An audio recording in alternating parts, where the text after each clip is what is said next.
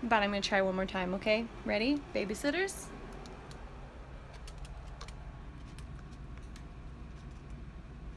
Please watch over my stream.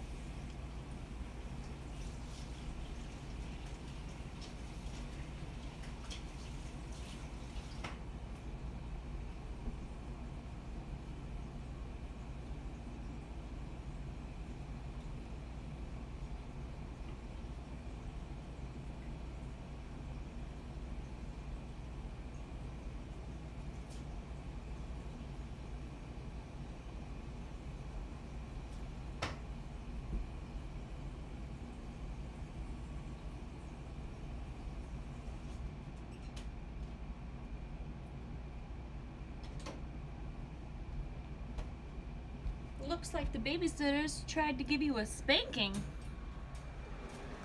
Were you good for the babysitters?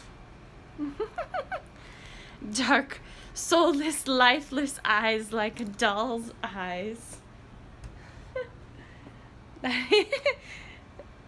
It's so sad.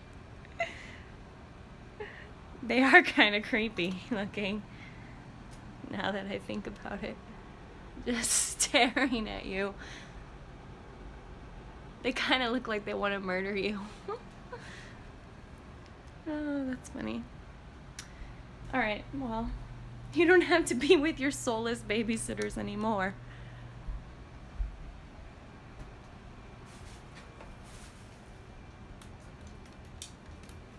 But we do have to turn off all the lights.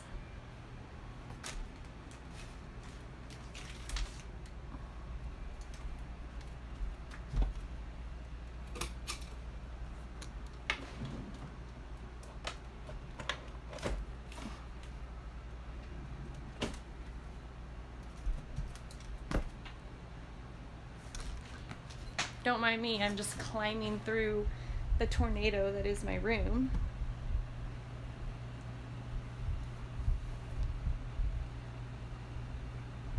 I'm so thirsty.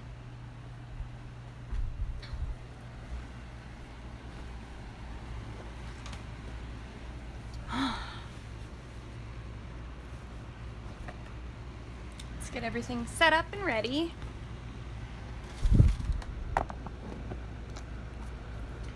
Okay. It's upside down. No. Okay.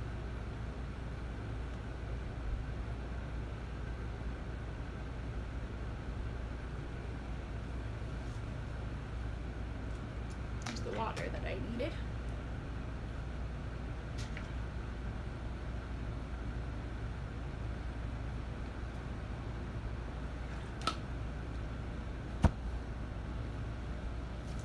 Get my hat on. Am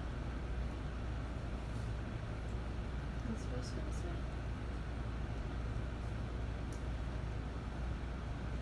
Is it supposed to have this weird bow in the front? I feel like that shouldn't be in the front. It should be in the back or something. Let's put it to the side. There we go. Stylish. Very stylish.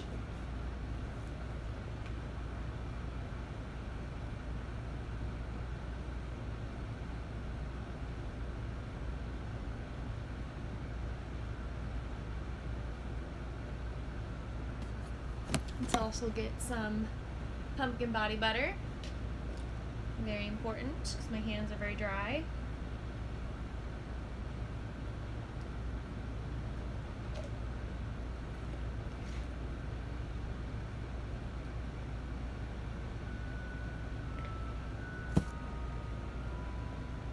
This lotion is getting dry too. I think I need to get some new lotion.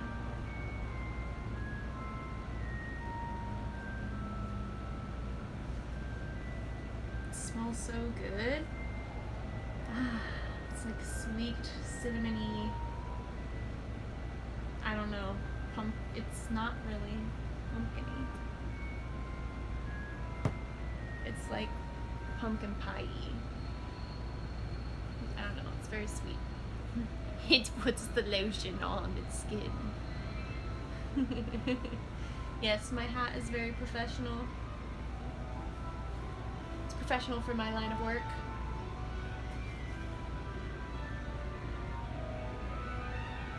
Can you guys hear the music?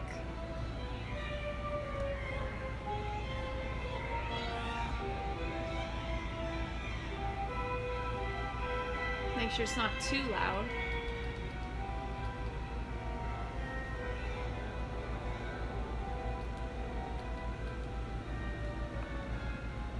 How's the volume on the music? I want to make sure it's not too loud.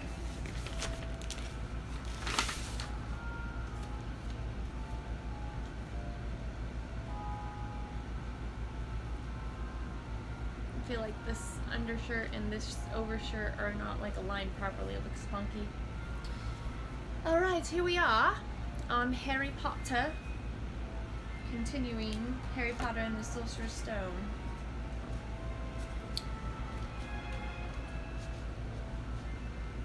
We will now continue our story time.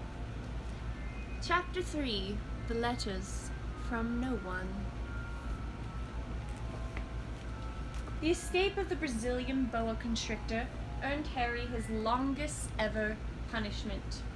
By the time he was allowed out of the cupboard again, the summer holidays had started, and Dudley had already broken his new cinecamera, crashed his remote control aeroplane, and first time on the racing bike, knocked down old Mrs. Fig as she crossed Privet Drive on her crutches.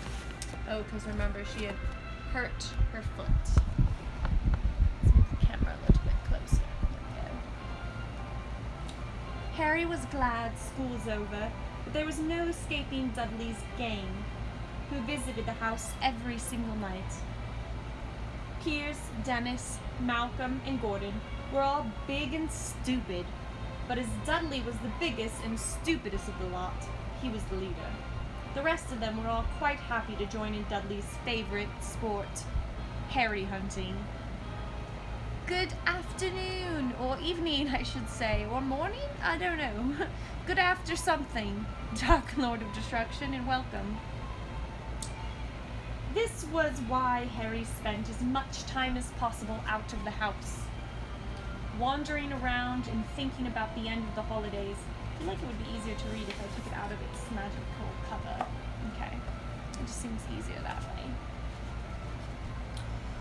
Wandering around the house and thinking about the end of the holidays where he could see a tiny ray of hope. When September came, he would be going off to secondary school, and for the first time in his life, he wouldn't be with Dudley. Dudley had a place at Uncle Vernon's school, Smeltings. Piers Polkiss was going there too. Harry, on the other hand, was going to Stonewall High, the local comprehensive. Dudley thought this was very funny. They stuffed people's heads down the toilet first day at Stonewall, he told Harry. Want to come upstairs and practice? No thanks, said Harry. The poor toilets never had anything as horrible as your head down it. It might be sick. Then he ran before Dudley could work out what he'd said. Oh, I get it. It took me a second too. Am I stupid? One day, late in July, Aunt Petunia took Dudley to London to buy his Smeltings uniform, leaving Harry at Mrs. Figg's. Mrs. Figg wasn't as bad as usual. Turned out she'd broken her leg tripping over one of her cats, and she didn't seem quite as fond of them as before. She let Harry watch television and gave him a bit of chocolate cake that tasted as though she had it for several years. That evening, Dudley paraded around the living room for the family in his brand new Smelting uniform. Smelting's boys wore maroon tailcoats, orange knickerbockers, and a flat straw hat called botas. They also carried knobbly sticks used for hitting each other while the teachers weren't looking. This was supposed to be good training for later life. As he looked at Dudley in his new knickerbockers, Uncle Vernon said gruffly that it was the proudest moment of his life.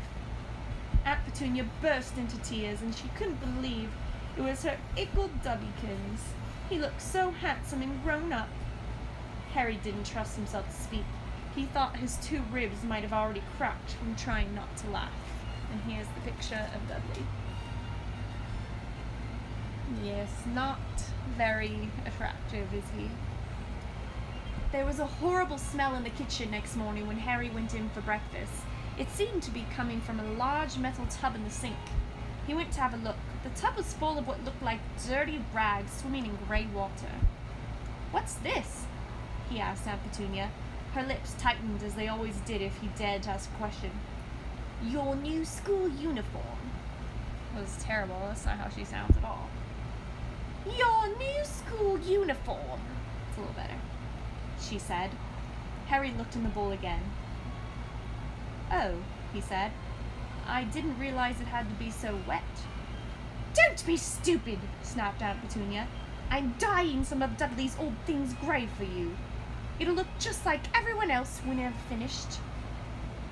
Harry seriously doubted this, but thought it best not to argue. He sat down at the table and tried not to think about how he was going to look on his first day at Stonewall High. Like he was wearing bits of old elephant skin, probably. So they go to high school when they're 11. Interesting. Dudley and Uncle Vernon came in, both with wrinkled noses because of the smell from Harry's new uniform. Uncle Vernon opened his newspaper as usual, and Dudley banged his smelting stick, which he carried everywhere, on the table. They heard the click of the letterbox.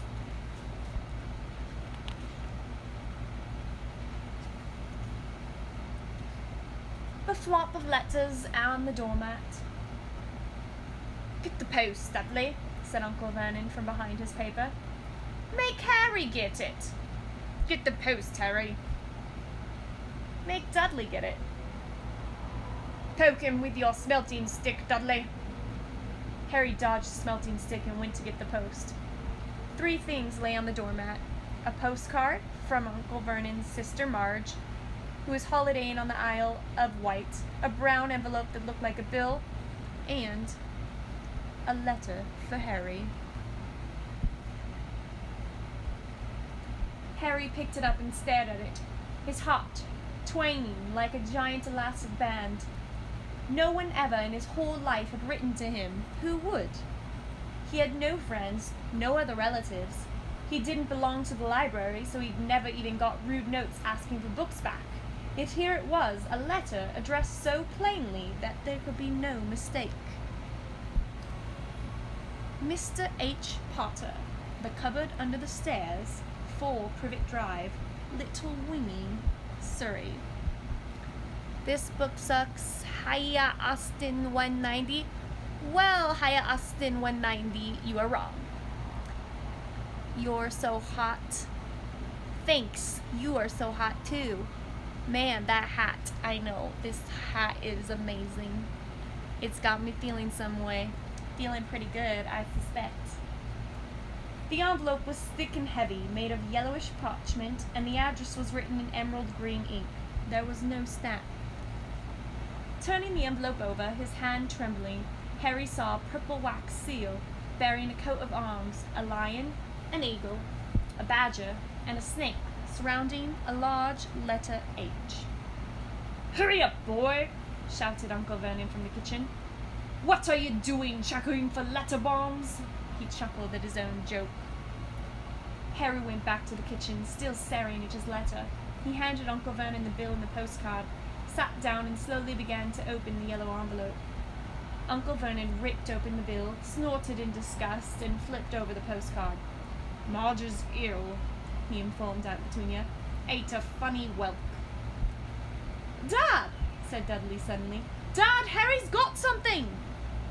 Harry was on the point of unfolding his letter, which was written on the same heavy parchment as the envelope, when it was jerked sharply out of his hand by Uncle Vernon.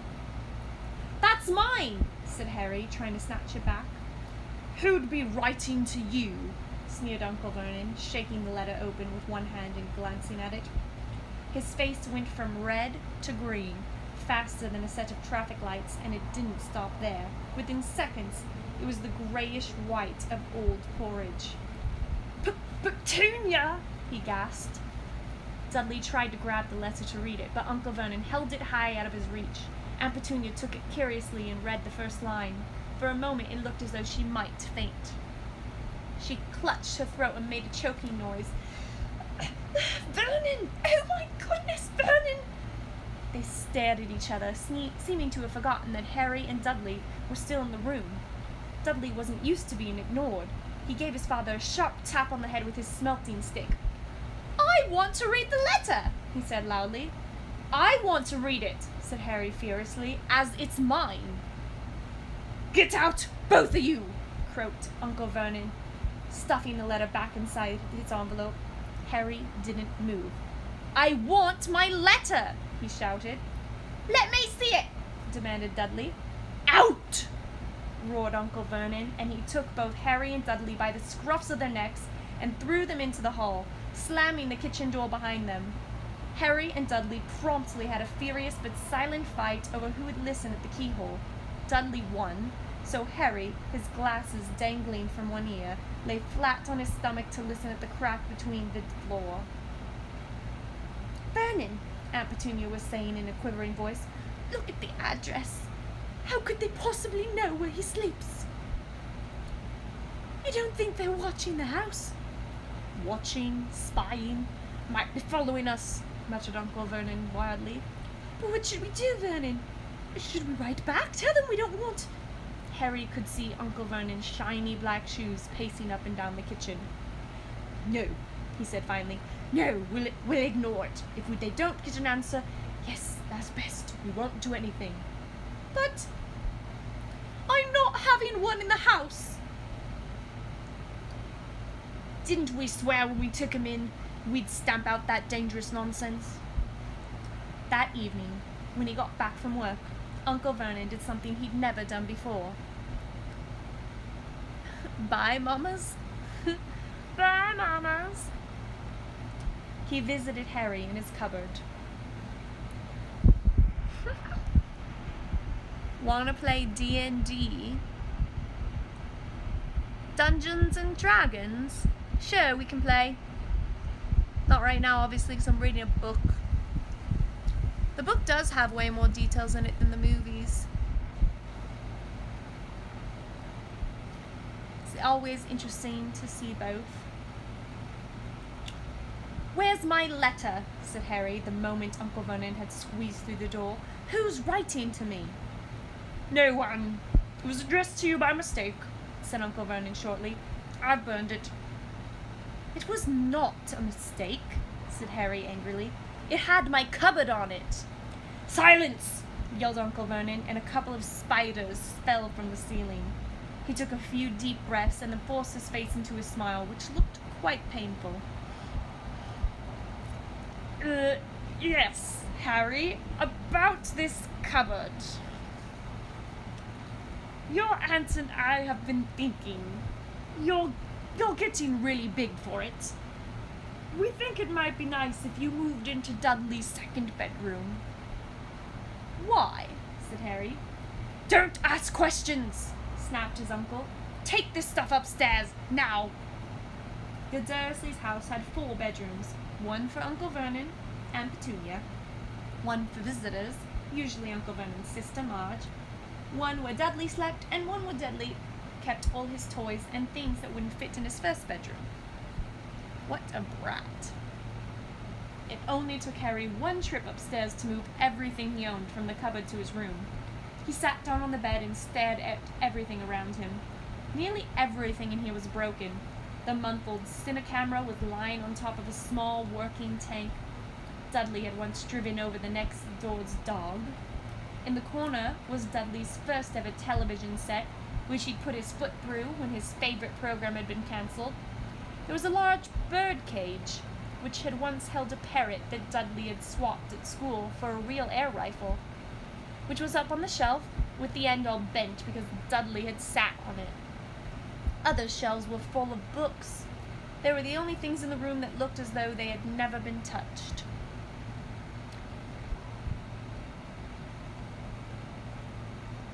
Harry Potter books are pretty old, aren't they? My mom used to read them to me. Why, yes, they are probably 20 years old now. Somewhere around there. How's my night going so far? My night is pretty much over. It is 2 a.m., past 2 a.m. here, so it's coming to an end, but it was a wonderful night. Thank you for asking. How was your night?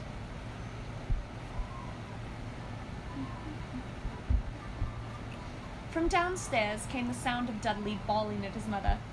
"I don't want him in there! I need that room! Make him get out!"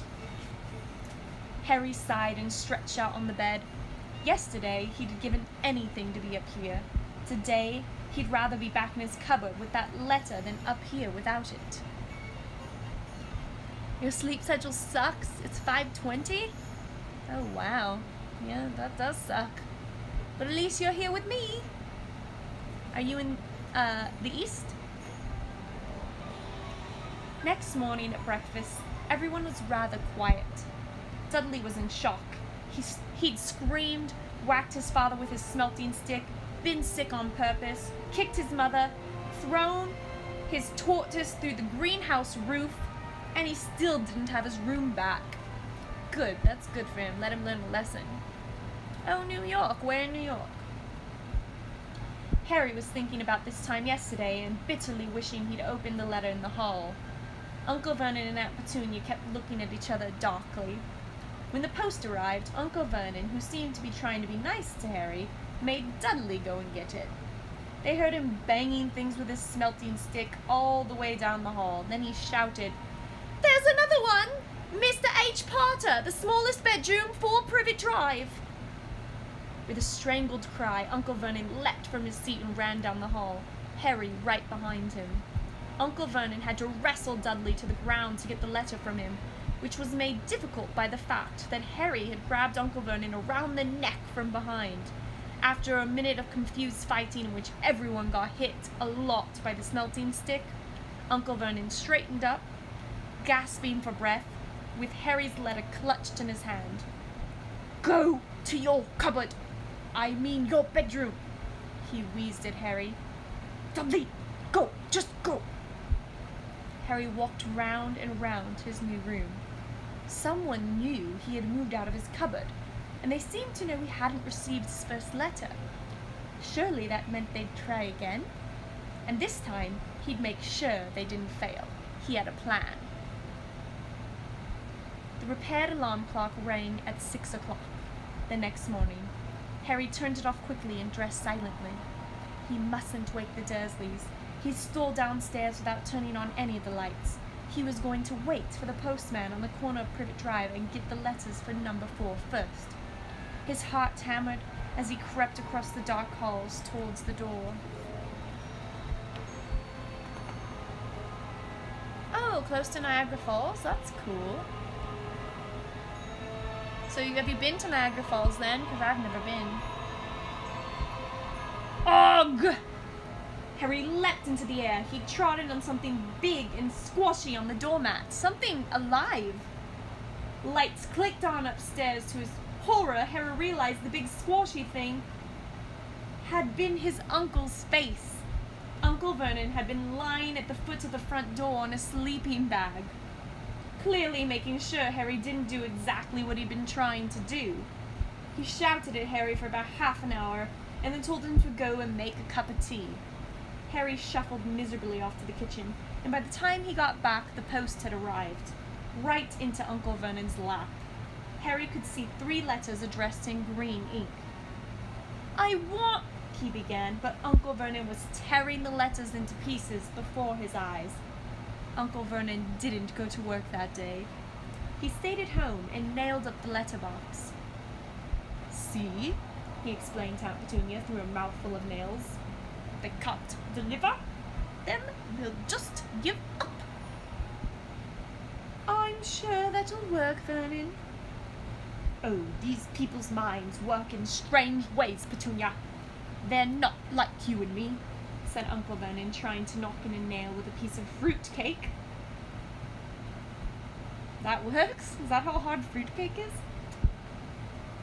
On Friday, no fewer than 12 letters arrived for Harry. As they couldn't go through the letterbox, they had been pushed under the door, slotted through the sides, and a few even forced through the small window in the downstairs toilet. Uncle Vernon stayed at home again. "OG Famous, welcome to the stream. You getting sleepy? Perfect. This is a great way to fall asleep. Fall asleep to the stream. That's the best way to do."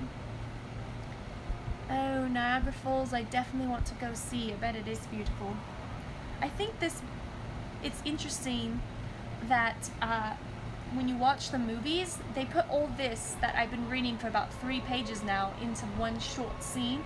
But they do a really great job of just montaging all of the things that are happening and giving you the feelings that the characters are going through without having to use words. And it's very interesting. I just love how writers express emotions and you can see them, and then they can put them into film and express them in a new way. It's just love it. Love it. You can have this hat, yes. If you give me a donation of $10,000, I will mail it to you. Let's be honest though, if you gave me a donation of a lot less than $10,000, I'd probably mail it to you, but I wouldn't mail it to you for $10 because that'd be a waste of my time. Give me an offer I can't refuse.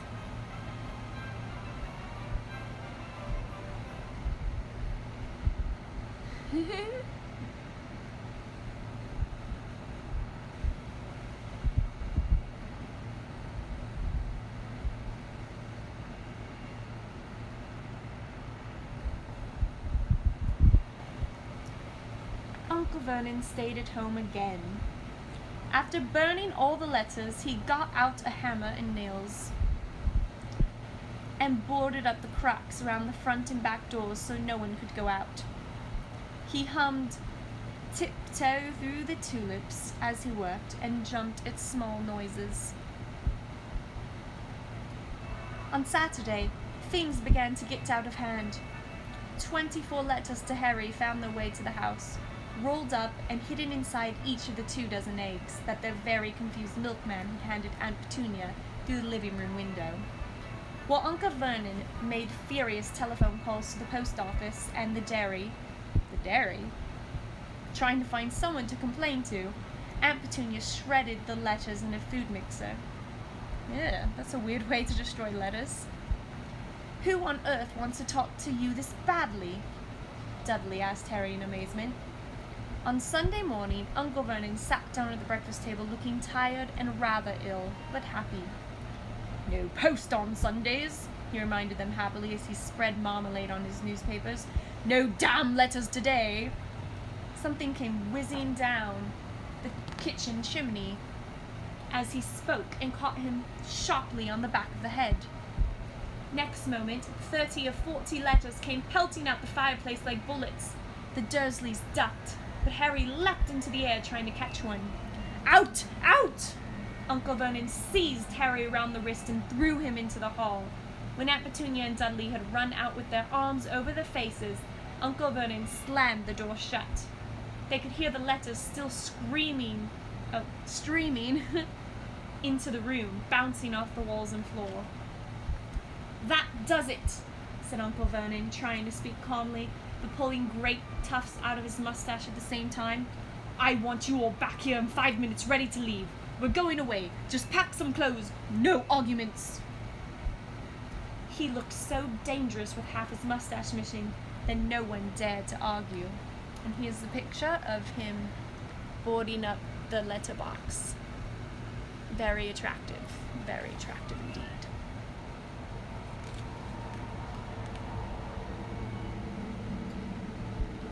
"10 minutes later, they had wrenched their way through the boarded-up doors and were in the car, speeding towards the motorway. Dudley was sniffing in the back of the seat. His father had hit him round the head for holding them up while he tried to pack his television, video, and computer in his sports bag. They drove and they drove. Even Aunt Petunia didn't dare ask where they were going. Every now and then, Uncle Vernon would take a sharp turn and drive in the opposite direction for a while. So he clearly thinks that they're being followed by the wizards. Let's take a break for some water.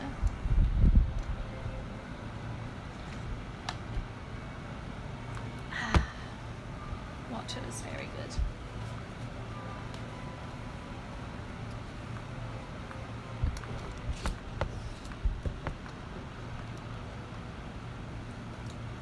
Okay, now where were we?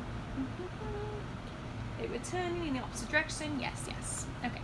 Shake 'em off, he would mutter whenever he did this.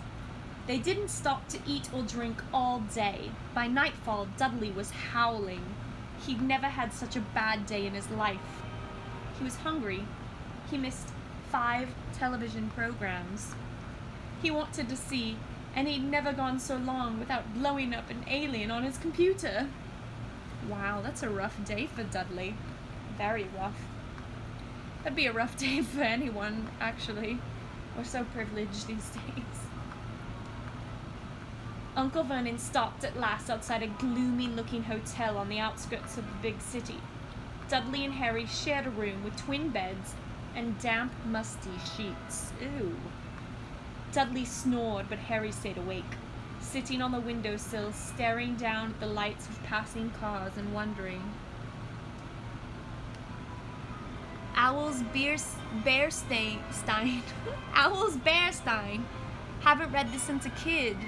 Yeah, it's good stuff, isn't it? I haven't read it since I was a kid either. Yeah, long time ago. Okay.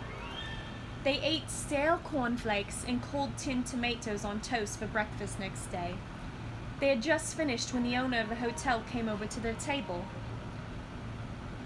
Excuse me, but is one of you Mr. H. Potter? Only I got about 100 of these at the front desk. She held up a letter so they could read the green ink address. Mr. H. Potter, room 17, Railview Hotel, Cokeworth. Harry made a grab for the letter, but Uncle Vernon knocked his hand out of the way. The woman stared. I'll take 'em, said Uncle Vernon, standing up quickly and following her from the dining room. Wouldn't it be better just to go home, dear? Aunt Petunia suggested timidly, hours later. But Uncle Vernon didn't seem to hear her. Exactly what he was looking for, none of them knew. He drove them into the middle of a forest, got out, looked around, shook his head, got back into the car, and off they went again. The same thing happened in the middle of a plowed field, halfway across a suspension bridge and at the top of a multi-story car park. "Daddy's gone mad, hasn't he?" Dudley asked Aunt Petunia late that afternoon. Uncle Vernon had parked at the coast, locked them all inside the car, and disappeared. It started to rain.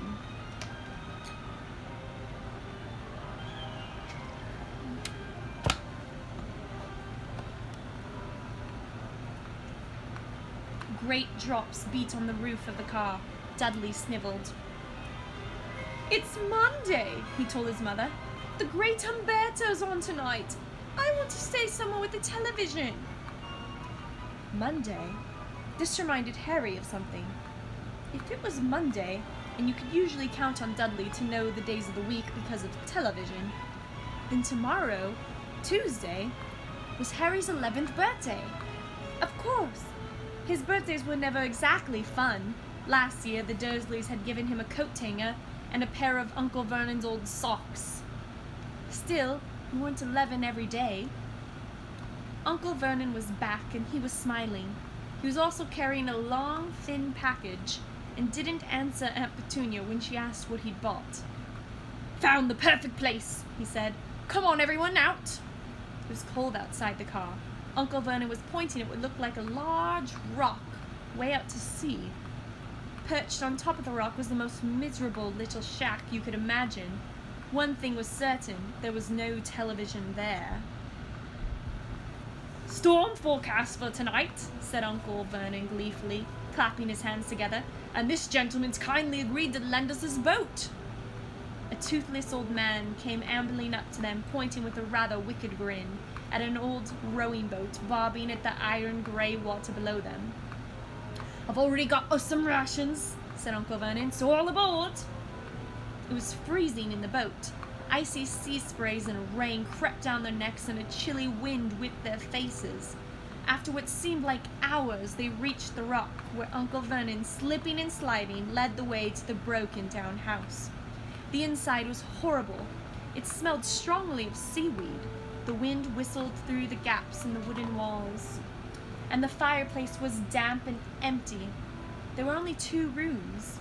And here's the picture of Uncle Vernon rowing them all to the dark, spooky house on the rock. Beautiful picture. Uncle Vernon's rations turned out to be a packet of crisps for each and 4 bananas. He tried to start a fire, but the empty crisp packets just smoked and shriveled up. "Could do with some of those letters now, eh?" he said cheerfully. He was in a very good mood. Obviously, he thought nobody stood a chance of reaching them here in a storm to deliver post. Harry privately agreed, though the thought didn't cheer him up at all. At night, as night fell, the promised storm blew up around them. Spray from the high wind splattered the walls of the hut, and a fierce wind rattled the filthy windows. Aunt Petunia found a few moldy blankets in the second room, and made up a bed for Dudley on the moth-eaten sofa. She and Uncle Vernon went off to the lumpy bed next door, and Harry was left to find the softest bit of floor he could and curl up under the thinnest, most ragged blanket. The storm raged more and more ferociously as the night went on. Harry couldn't sleep. He shivered and turned over and tried to get comfortable, his stomach rumbling with hunger. Dudley's snores were drowned by the low rolls of thunder that started near midnight. The lighted dial of Dudley's watch, which was now dangling over the edge of the sofa on his fat wrist, told Harry he'd been 11 for 10 minutes' time.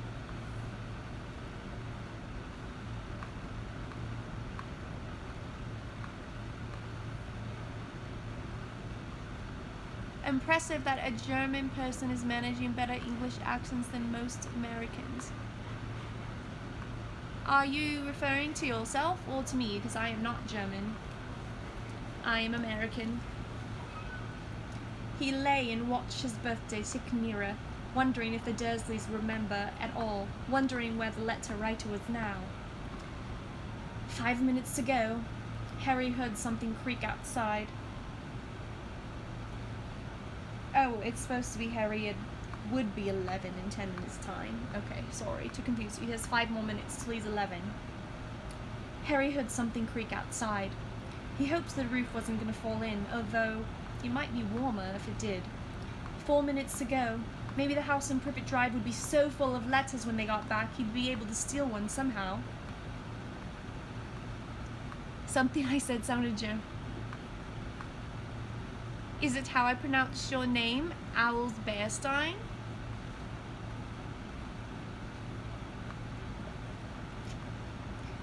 My grandfather was part German, so I do have a little bit of German in me. And my grandmother was Irish, my grandfather was part German, and my mother's side is Norwegian. So I'm Norwegian, Irish, German, and a variety of other things. 3 minutes to go. Was that the sea slapping hard on the rock? And 2 minutes to go. What was that funny crunching noise? Was the rock crumbling into the sea? Versace pleb. Hi, Mom. Hi, child. Welcome. Welcome back. Good to see you again. Coming to give your old mother some attention after years and years. After I put you through school, you finally come back. 1 minute to go and he'd be 11. 30 seconds. 20. 10. 9. Maybe he'd wake Dudley up just to annoy him. 3. 2. 1. Boom! The whole shack shivered and Harry sat bolt upright, staring at the door. Someone was outside, knocking to come in.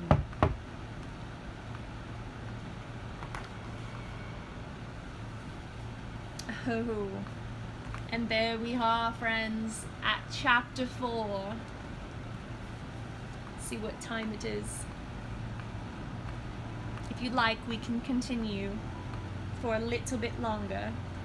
I usually do 1 chapter a night, but since it's a Friday, we might be able to go a little bit further. The Keeper of the Keys. Boom! They knocked again. Dudley jerked awake. Where's the cannon? He asked stupidly. There was a crash behind them, and Uncle Vernon came skidding into the room. He was holding a rifle in his hands. Now they knew what had been in the long, thin package he brought with them. Who's there? He shouted. I warn you, I'm armed. There was a pause, then smash! The door was hit with such force that it was swung clean off its hinges and with a deafening crash landed on the floor. A giant of a man was standing in the doorway. His face was almost completely hidden by a long, shaggy mane of hair and a wild, tangled beard, but you could make out his eyes, glinting like black beetles under all the hair. The giant squeezed his way into the hut, stooping so that his head just brushed the ceiling. He bent down, picked up the door, and fitted it easily back into its frame. The noise of the storm outside dropped a little. Yeah, hey Hagrid! There he is. It's Hagrid, all right. All his glory. Such beautiful illustrations. He turned to look at them all. Couldn't make us a cup of tea, could ya? It's not been an easy journey.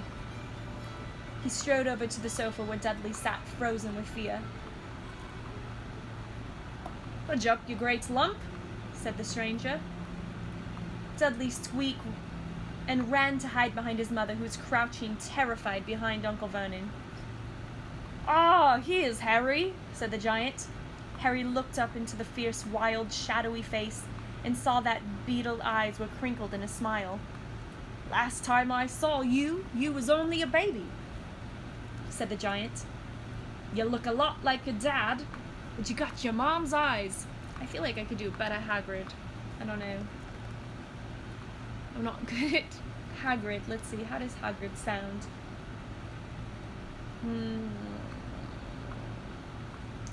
You look a lot like your dad, but you got your mom's eyes. Your mom's eyes? Sorry, this Hagrid is not going very well. I apologize. Just imagine the good Hagrid in your head. Uncle Vernon made a funny raspy noise. I demand that you leave at once, sir.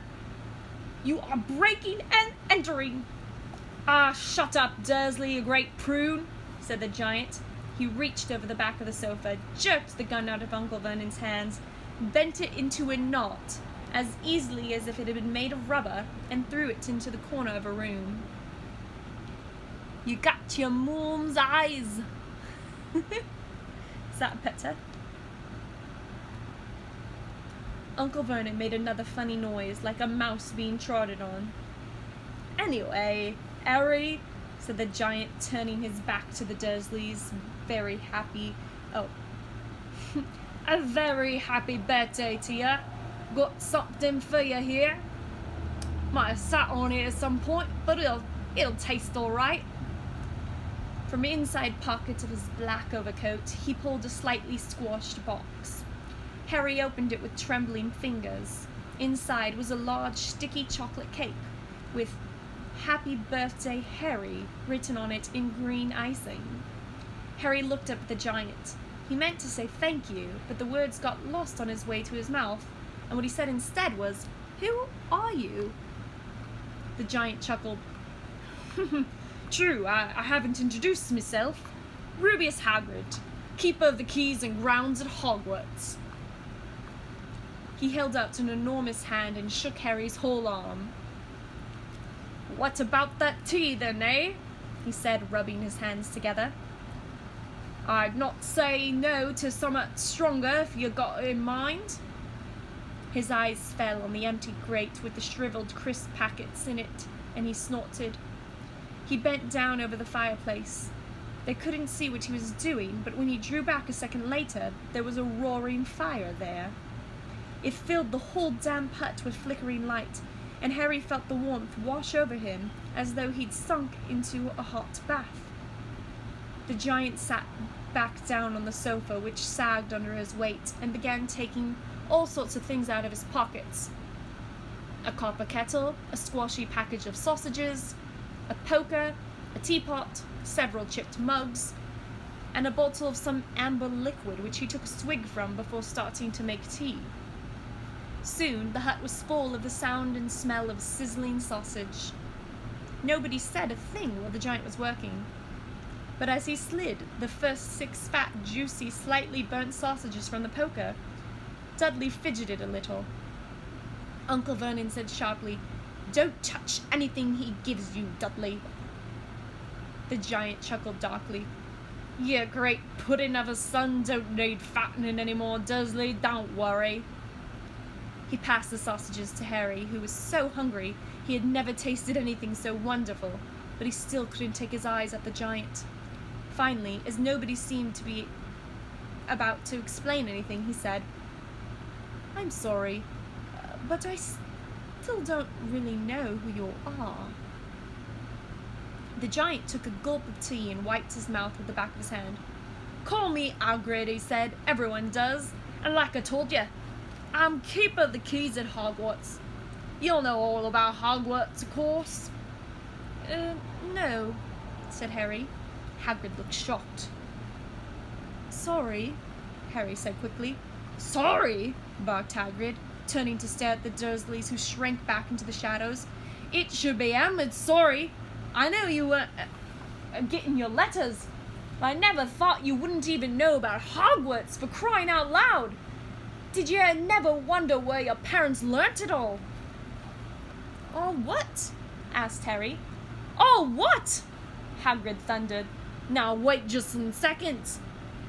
He had leapt to his feet. His anger seemed to fill the whole hut. The Dursleys were cowering against the wall. "Do you mean to tell me?" he growled at the Dursleys, "that this boy knows nothing about anything." Harry thought this was going a bit far. He had been to school, after all, and his marks weren't bad. "I know some things," he said. "I can do, maths and stuff." But Hagrid simply waved his hand and said, "About our world. I mean, your world. My world. Your parents' world." "What world?" Hagrid looked as if he was about to explode. "Dursley!" he boomed. Uncle Vernon, who had gone very pale, whispered something that sounded like "Mimble Wimble." Hagrid stared wildly at Harry. "But you must know about your mom and dad," he said. "I mean, they're famous. You're famous." "What? My mom and dad weren't famous, were they?" "You don't know? You don't know?" Hagrid ran his fingers through his hair, fixing Harry with a bewildered stare. "You don't know what you are?"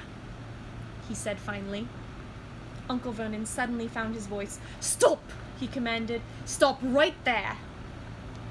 Sir, I forbid you to tell him anything." A braver man than Vernon Dursley would have quailed under the furious look Hagrid now gave him. When Hagrid spoke, his every syllable trembled with rage. "You never told him? Never told him what was in the letter Dumbledore left for him? I was there! I saw Dumbledore leave it! Dursley! And you've kept it from him all these years?" Kept me from what?" said Harry eagerly. "Stop! I forbid you!" yelled Uncle Vernon in panic.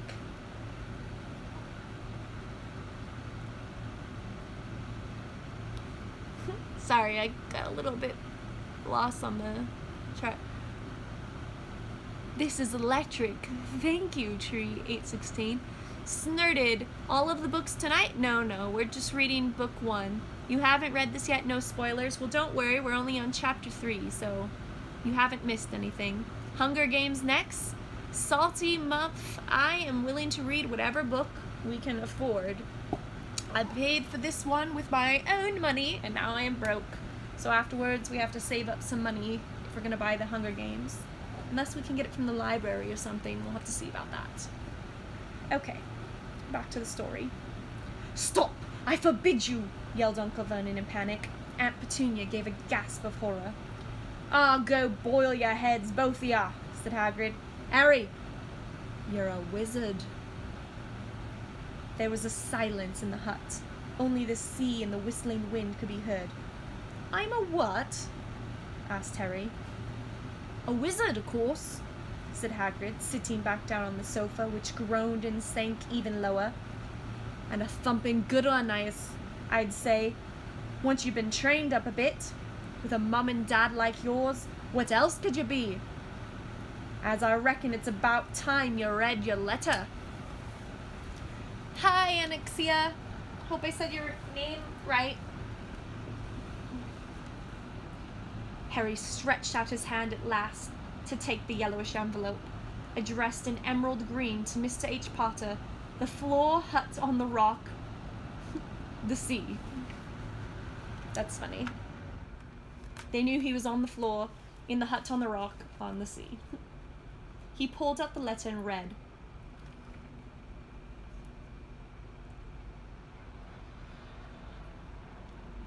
Hogwarts, School of Witchcraft and Wizardry.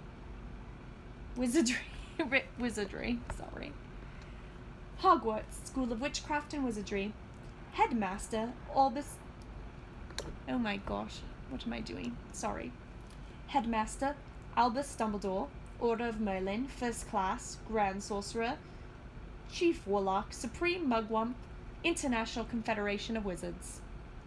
Dear Mr. Potter, we are pleased to inform you that you have a place at Hogwarts School of Witchcraft and Wizardry. Please find enclosed a list of all necessary books and equipment. Term begins on 1st September. We await your owl no later than 31st July. Yours sincerely, Minerva McGonagall, Deputy Head Mistress. Questions exploded inside Harry's head like fireworks, and he couldn't decide which to ask first. After a few minutes, he stammered. What does it mean they await my owl? Galloping Gorgons, that reminds me, said Hagrid, clapping a hand to his forehead with enough force to knock over a cart horse. And from yet another pocket inside his overcoat, he pulled an owl. A real, live, rather ruffled-looking owl. A long quill and a roll of parchment. With his tongue between his teeth, he scribbled a note which Harry could read upside down. Dear Mr. Dumbledore, given Harry his letter, taking him to buy his things tomorrow. Weather's horrible. Hope you're well. Hagrid. Hagrid rolled up the note, gave it to the owl, which clamped it in its beak, went to the door, and threw the owl out into the storm. Then he came back and sat down as though this was the normal thing as talking on the telephone. And there's the owl right there.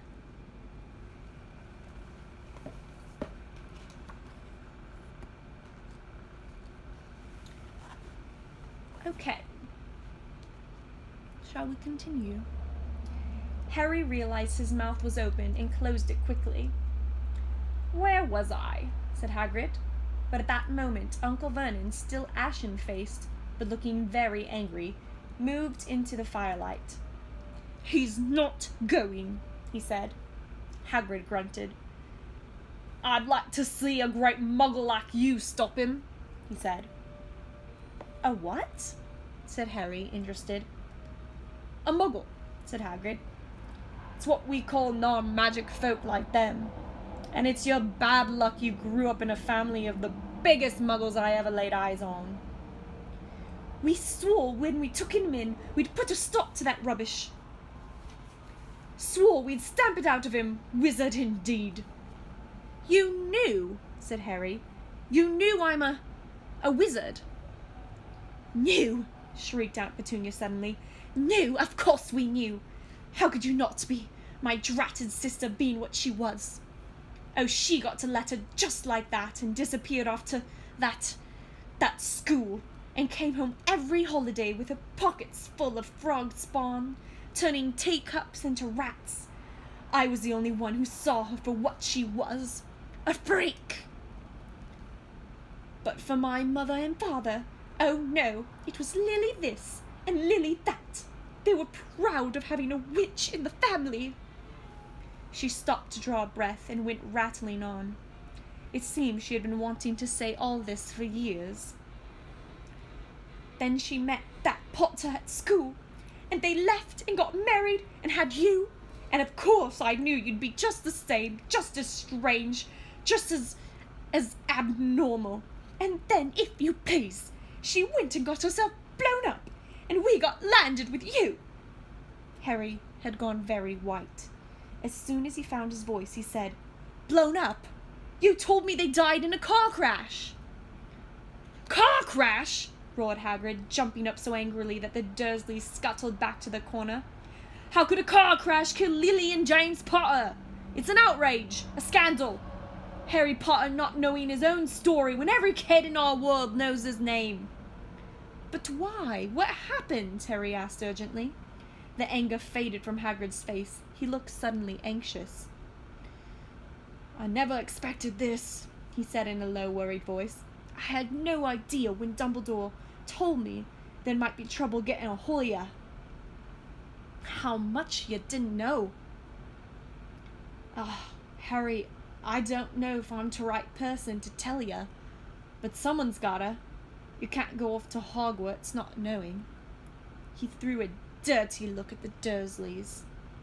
Well, it's best you know as much as I can tell you. Mind, I can't tell you everything. It's a great mystery, parts of it.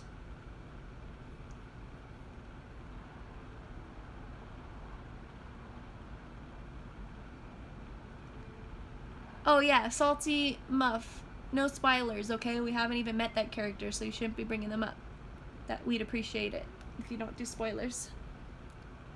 Some people haven't heard the story before.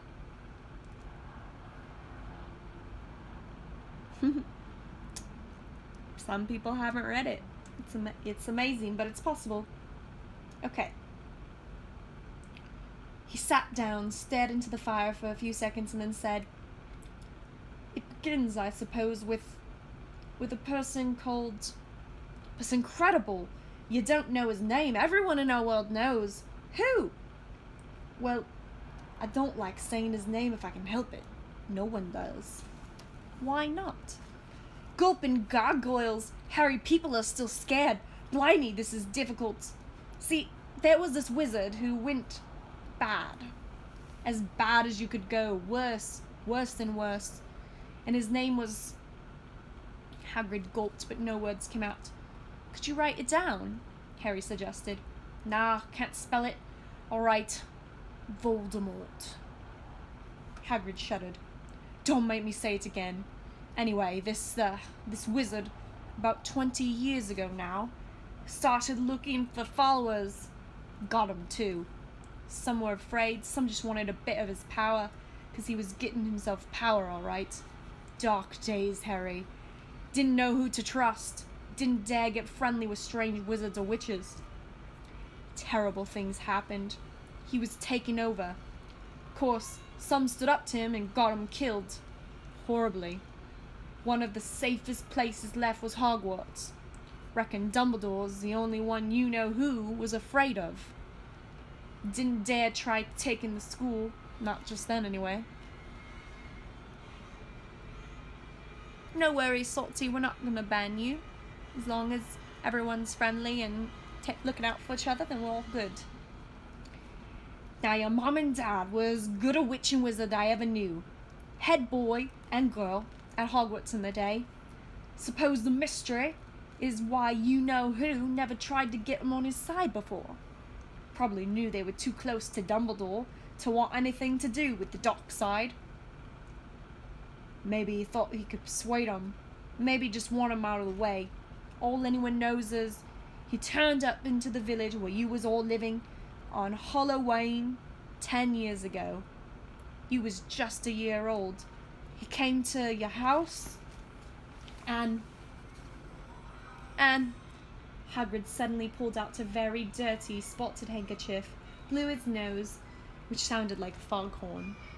"Sorry," he said, "but it's sad. Knew your mom and dad, and nicer people you couldn't find. Anyway, you know who killed him. And this is the real mystery of the thing, he tried to kill you too. Wanted to make a clean job of it, I suppose. Or maybe he just liked killing.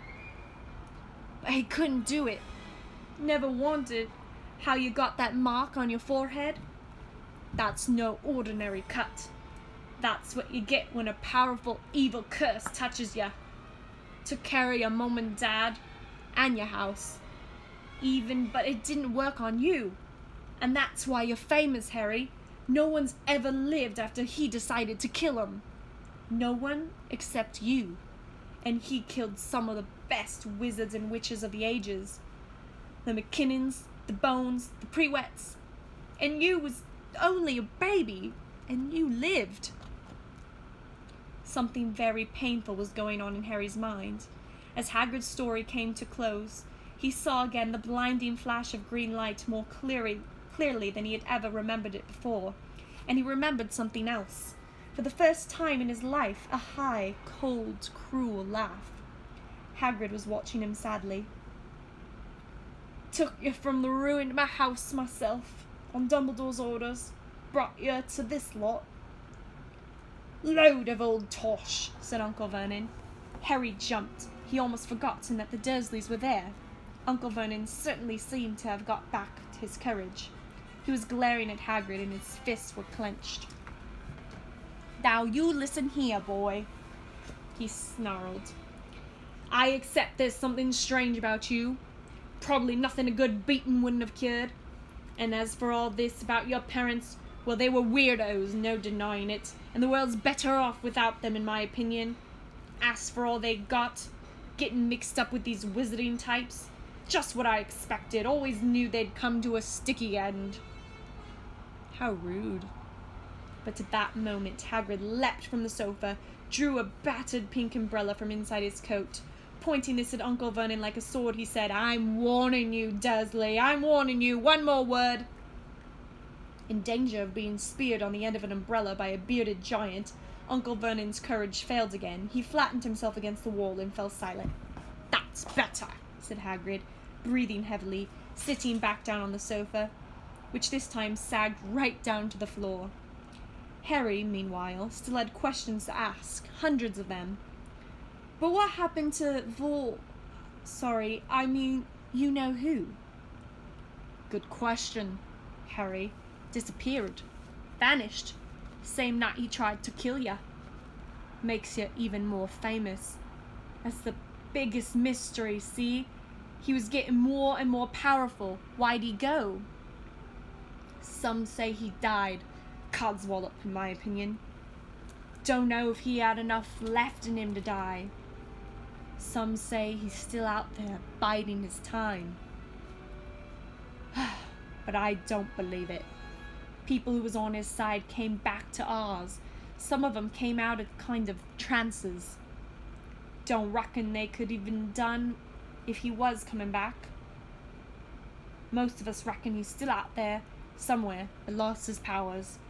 Too weak to carry on. 'Cause something about you finished him, Harry. There was something going on that night he hadn't counted on.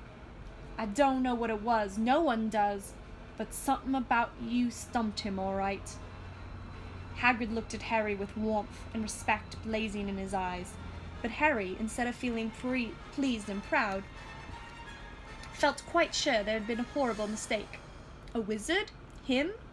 How could he possibly be? He spent his whole life being clouted by Dudley and bullied by Aunt Petunia and Uncle Vernon. If he was really a wizard, why hadn't they been turned into warty toads every time they tried to lock him in his cupboard? And if he'd once defeated the greatest sorcerer in the world, how come Dudley had always been able to kick him around like a football? "Hi, Richard Lee Jr., welcome. I love the books too." "Hagrid," he said quietly, "I think you must have made a mistake. I don't think I can be a wizard." To his surprise, Hagrid chuckled. "Not a wizard, eh? Never made things happen? When you were scared or angry?" Harry looked into the fire. Now he came to think about it. Every odd thing that had ever made his aunt and uncle furious with him had happened when he, Harry, had been upset or angry. Chased by Dudley's gang, he had somehow found himself out of their reach. Dreading going to school with that ridiculous haircut, he managed to grow it back. And the very last time Dudley had hit him, hadn't he gotten his revenge without even realizing he was doing it? Hadn't he set a boa constrictor on him? "Hello, Olaske! Welcome to the stream." Harry looked back at Hagrid, smiling, and saw that Hagrid was positively beaming at him. "See?" said Hagrid. "Harry Potter, not a wizard. You wait. You'll be right famous at Hogwarts." But Uncle Vernon wasn't going to give in without a fight. "Haven't I told you he's not going?" he hissed. "He's going to Stonewall High, and he'll be grateful for it. I've read those letters, and he needs all that sort of rubbish, spell book swans." "If he wants to go, a great muggle like you won't stop him," growled Hagrid. Is there any pictures on here? No. "Stop Lily and James Potter's son from going to Hogwarts? You're mad. His name's been down ever since he was born. He's off to the finest school of witchcraft and wizardry in the world. 7 years there, and he won't know himself. He'll be with the youngster of his own sort for a change, and he'll be under the greatest headmaster Hogwarts ever had, Albus Dumbledore. I'm not paying for some crackpot old fool to teach him magic tricks," yelled Uncle Vernon. But he had finally gone too far. Hagrid seized his umbrella and whirled it over his head. "Never!" he thundered. "Insult Albus Dumbledore in front of me!" He brought the umbrella swishing down through the air to point at Dudley. There was a flash of violet light, a sound like a firecracker, a sharp squeal, and the next second, Dudley was dancing on the spot with his hands clasped over his fat bottom. howling in pain.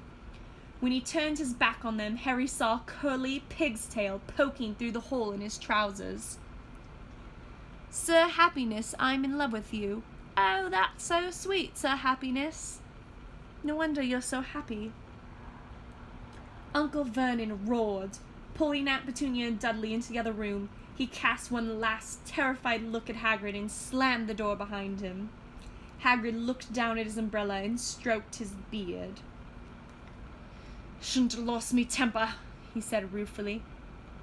"But it didn't work anyway. Meant to turn him into a pig, but I suppose he was too much like a pig anyway. There wasn't much left to do." He cast a sideways look at Harry under his bushy eyebrows. Be grateful if you didn't mention this to anyone at Hogwarts. I'm, not supposed to do magic, strictly speaking. I was allowed to do a bit to follow you and get your letters and all your stuff. One of the reasons I'm so keen to take on the job." "Why aren't you supposed to do magic?" asked Harry. "Oh, well, I was at Hogwarts myself, but, I got expelled, to tell you the truth. In my 3rd year, they snapped me wand in half and everything, but Dumbledore let me stay on as gamekeeper. Great man, Dumbledore." "Why were you expelled?" It's getting late, and we've got lots to do tomorrow," said Hagrid. "Gotta get up to town, get all your books and that." He took off his thick black coat and threw it to Harry. "You can keep under that," he said. "Don't mind if it wriggles a bit. I think I still got a couple dormice in one of the pockets." And here's the picture. Hagrid in his umbrella giving Dudley a pig's tail.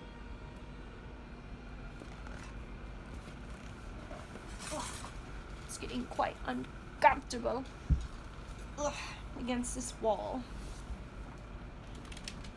We'll get a little bit more comfortable.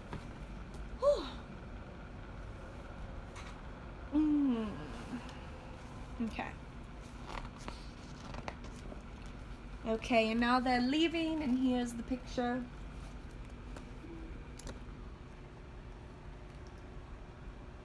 There's their boat on the sea with the great storm.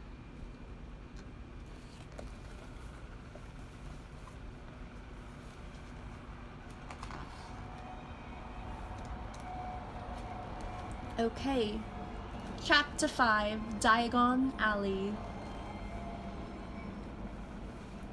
Harry woke early the next morning. Although he could tell it was daylight, he kept his eyes shut. "It was a dream," he told himself firmly. "I dreamed a giant called Hagrid came to tell me I was going to a school for wizards. When I open my eyes, I'll be at home in my cupboard." There was suddenly a loud tapping noise. "And there's Aunt Petunia knocking on the door," Harry thought, his heart sinking. But he still didn't open his eyes. It had been such a good dream. "All right," Harry mumbled, "I'm getting up." He sat up, and Hagrid's heavy coat fell off him. The hut was full of sunlight. The storm was over. Hagrid himself was asleep, collapsed on the sofa, and there was an owl rapping its claw on the window, a newspaper held in its beak. Harry scrambled to his feet, so happy he felt as though a large balloon was swelling inside him. He went straight to the window and jerked it open. The owl swooped in and dropped the newspaper on top of Hagrid, who didn't wake up. The owl then fluttered onto the floor and began to attack Hagrid's coat. "Don't do that." Harry tried to wave the owl out of the way, but it snapped its beak fiercely at him and carried on savaging the coat. "Hagrid," said Harry loudly, "there's an owl." "Pay him," Hagrid grunted into the sofa. "What?" "He wants paying for delivering the paper. Look in the pockets." Hagrid's coat seemed to be made of nothing but pockets, bunches of keys, slug pellets, balls of string, mint humbugs, tea bags. Finally, Harry pulled out a handful of strange-looking coins. "Give 'em 5 nuts," said Hagrid sleepily. "Nuts?" "Little bronze ones." Harry counted out 5 little bronze coins, and the owl held out its legs so he could put the money into the small leather pouch tied to it. Then it flew off through the open window. Hagrid yawned loudly, sat up and stretched. Best off, Harry. Lots to do today. Gotta get up to London and buy all your stuff for school. Harry was turning over the wizard coins and looking at them.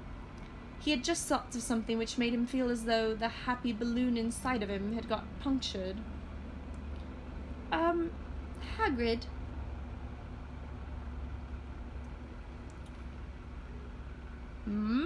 Said Hagrid, who was pulling on his huge boots. I haven't got any money, and you heard Uncle Vernon last night. He won't pay for me to go and learn magic. Don't worry about that, said Hagrid, standing up and scratching his head.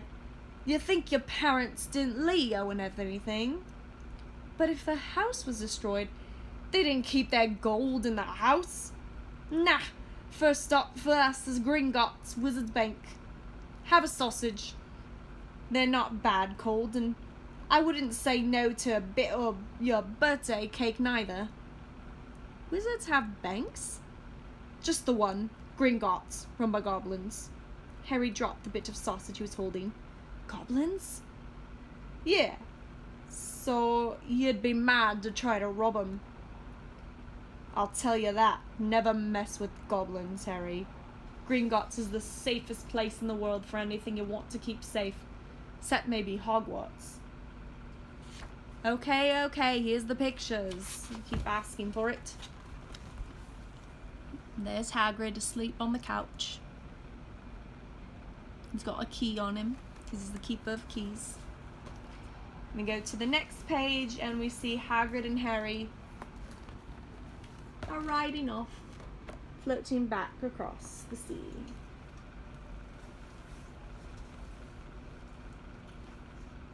Okay. As a matter of fact, I gotta visit Gringotts anyway, for Dumbledore's Hogwarts business. Hagrid drew himself up proudly. He usually gets me to do important stuff for him. Fetching you, getting things from Gringotts. Knows he can trust me, see? Got everything. Come on then. Harry followed Hagrid onto the rock. The sky was quite clear now, and the sea gleamed in the sunlight. The boat Uncle Vernon had hired was still there, with a lot of water in the bottom after the storm. Storm. It was quite majestic, yes. How did you get here? Harry asked, looking around for another boat. Flew, said Hagrid. Flew? Yeah, but we'll get back on this. Not supposed to use magic now I've got ya. They settled down in the boat, Harry still staring at Hagrid, trying to imagine him flying. Seems a shame to row, though, said Hagrid, giving Harry another of his sideways looks. If I was to speed things up a bit, would you mind not mentioning it at Hogwarts? Of course not, said Harry, eager to see more magic. Hagrid pulled out the pink umbrella again, tapped it twice on the side of the boat, and they sped off toward land. Why would you be mad to try and rob Gringotts? Harry asked. Spells, enchantments, said Hagrid, unfolding his newspaper as he spoke. They say there's dragons guarding the high security vaults, and then you gotta find your way. Gringotts is hundreds of miles under London, see? Deep under the underground. You'd die of hunger trying to get out, even if you did manage to get your hands on something. Harry sat and thought about this while Hagrid read his newspaper, The Daily Prophet.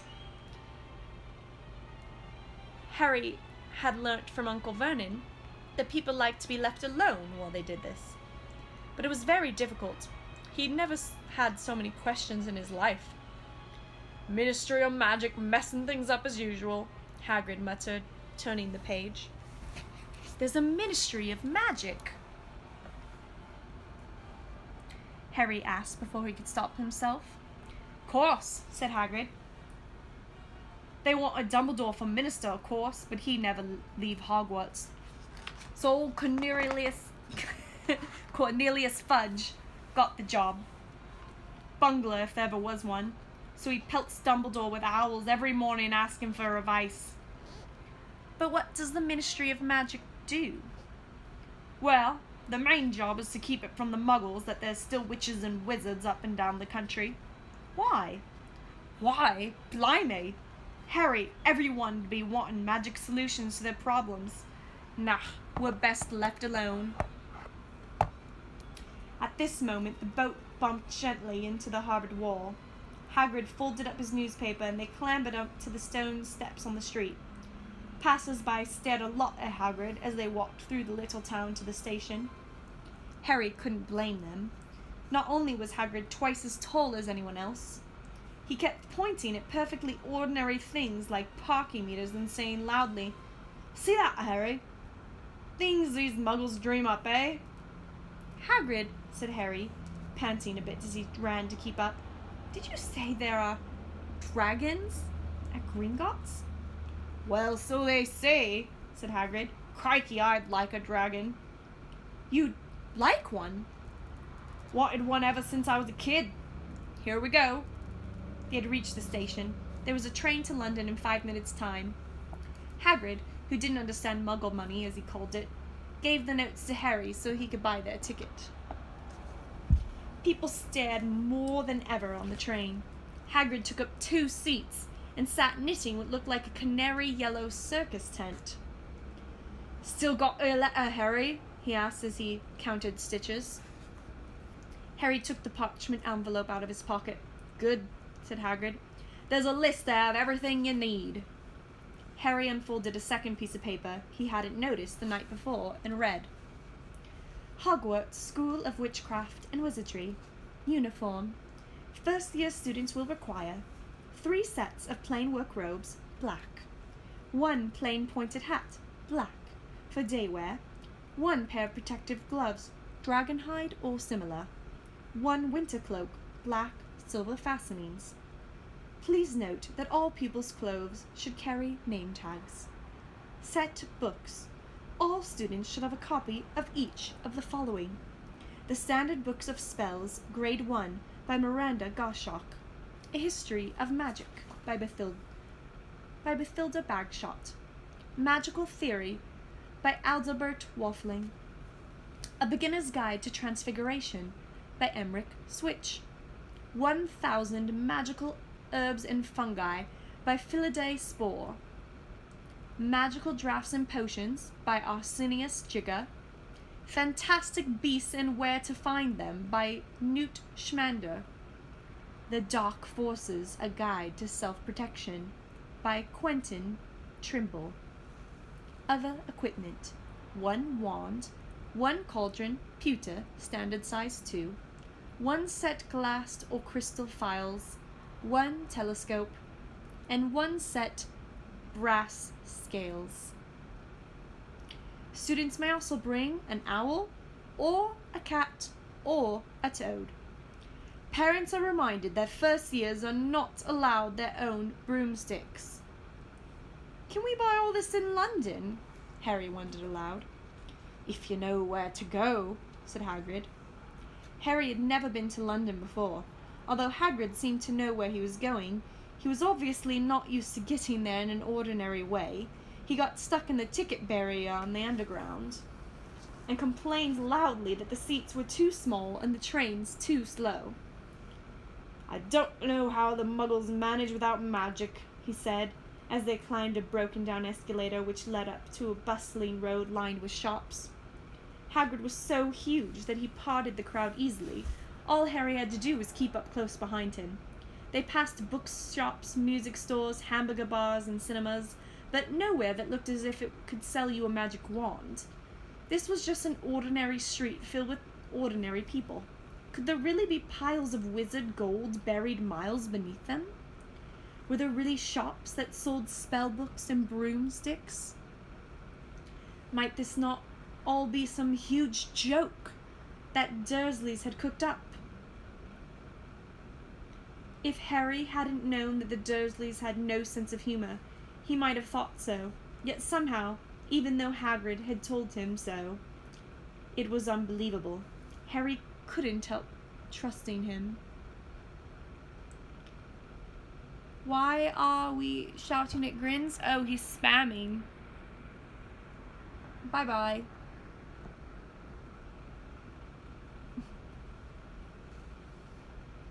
Get out of here, Grins. This is it, said Hagrid, coming to a halt. The Leaky Cauldron. It's a famous place. It was a tiny, grubby-looking pub. If Hagrid hadn't pointed it out, Harry wouldn't have noticed it was there. The people hurrying by didn't glance at it. Their eyes slid from a big bookshop on the side to the record shop on the other, as if they couldn't see the Leaky Cauldron at all. In fact, Harry had the most peculiar feeling that only Hagrid and he could see it. Before he could mention this, Hagrid had steered him inside. For a famous place, it was dark and shabby. A few old women were sitting in a corner, drinking tiny glasses of sherry. One of them was smoking a long pipe. Damn right, my girl. Thank you, Salty. Speaking of the Leaky Cauldron, when I was on my honeymoon in Florida, I went to the Universal Studios and I went to Harry Potter World, and we got to eat and drink butterbeer at the Leaky Cauldron. So that was fancy. I enjoyed it. Anyway, a little man in a top hat was talking to the old barman, who sat quite bald and looked like a gummy walnut. The low buzz of chatter stopped when they walked in. Everyone seemed to know Hagrid. They waved and smiled at him, and the barman reached for a glass, saying, "The usual, Hagrid?" "Can't, Tom. I'm on Hogwarts business," said Hagrid, clapping his great hand on Harry's shoulder and making Harry's knees buckle. "Good Lord," said the barman, peering at Harry. Can this be?" The Leaky Cauldron had suddenly gone completely still and silent. "Bless my soul," whispered the old barman. "Harry Potter, what an honor." He hurried out from behind the bar, rushed towards Harry and seized his hand, tears in his eyes. "Welcome back, Mr. Potter, welcome back." Harry didn't know what to say. Everyone was looking at him. The old woman with the pipe was puffing on it without realizing it had gone out. Hagrid was beaming. Then there was a great scraping of chairs, and next moment Harry found himself shaking hands with everyone in the Leaky Cauldron. "Doris Crockfield, Mr. Potter, can't believe I'm meeting you at last." "So proud, Mr. Potter, I'm so proud." "Always wanted to shake your hand, I'm all aflutter." "Delighted, Mr. Potter, just can't tell you. Diggle's the name, Delidus Diggle." "I've seen you before," said Harry, as Delidus Diggle's top hat fell off in his excitement. "You bowed to me once in a shop." "He remembers!" cried Delidus Diggle, looking around at everyone. "Did you hear that? He remembers me." Harry shook hands again and again. Doris Crockford kept coming back for more.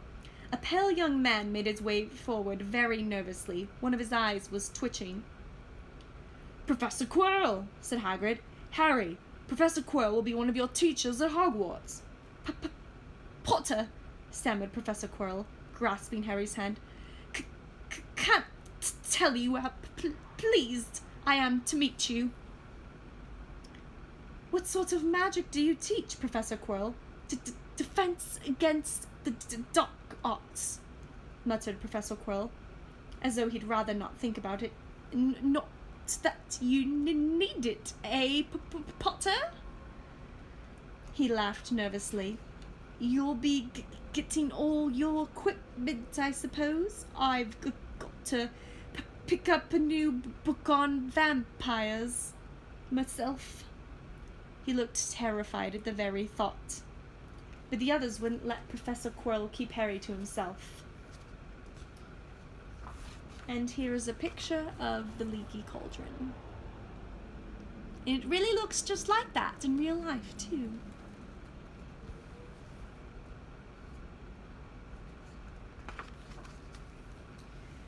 It took almost 10 minutes to get away from them. At last, Hagrid managed to make himself heard over the babble. "Must get on, lots to buy. Come on, Harry." Doris Crockford shook Harry's hand one last time, and Hagrid led them through the bar and out into a small walled courtyard, where there was nothing but a dustbin and a few weeds. How awesome would that be to be someone like Harry, just growing up in such a miserable house, but then one day you find out that you're a wizard and you actually have the power to get out of the stupid house with the stupid people and go and be a wizard and do magic. It's so wonderful. It's a very exciting turn of events for Harry. And beyond that, he's not just a wizard, but he's a famous wizard. And so people respect him and value him in a house where he was not respected and valued at all. It's a very heartwarming turn of events. Hagrid grinned at Harry.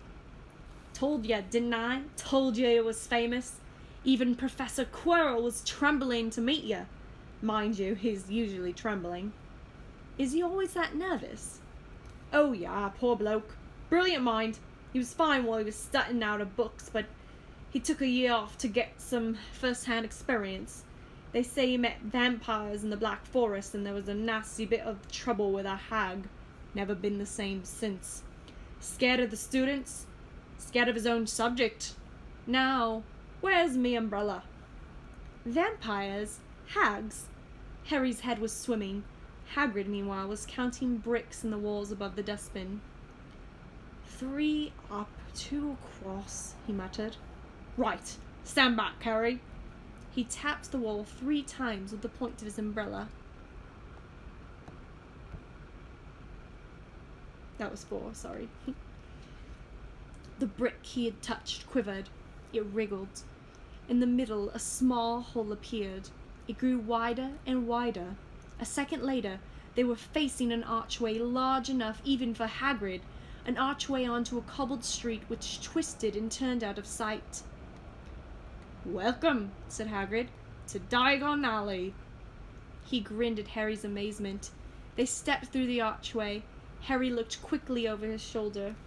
Before I turn the page, I want to show you this amazing artwork. I have to actually bring you to it because it's just, there's so much of it.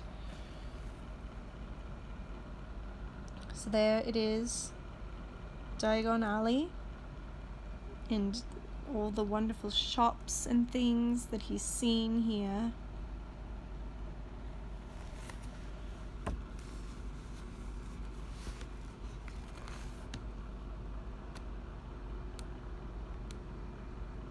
There's so much detail in the pictures.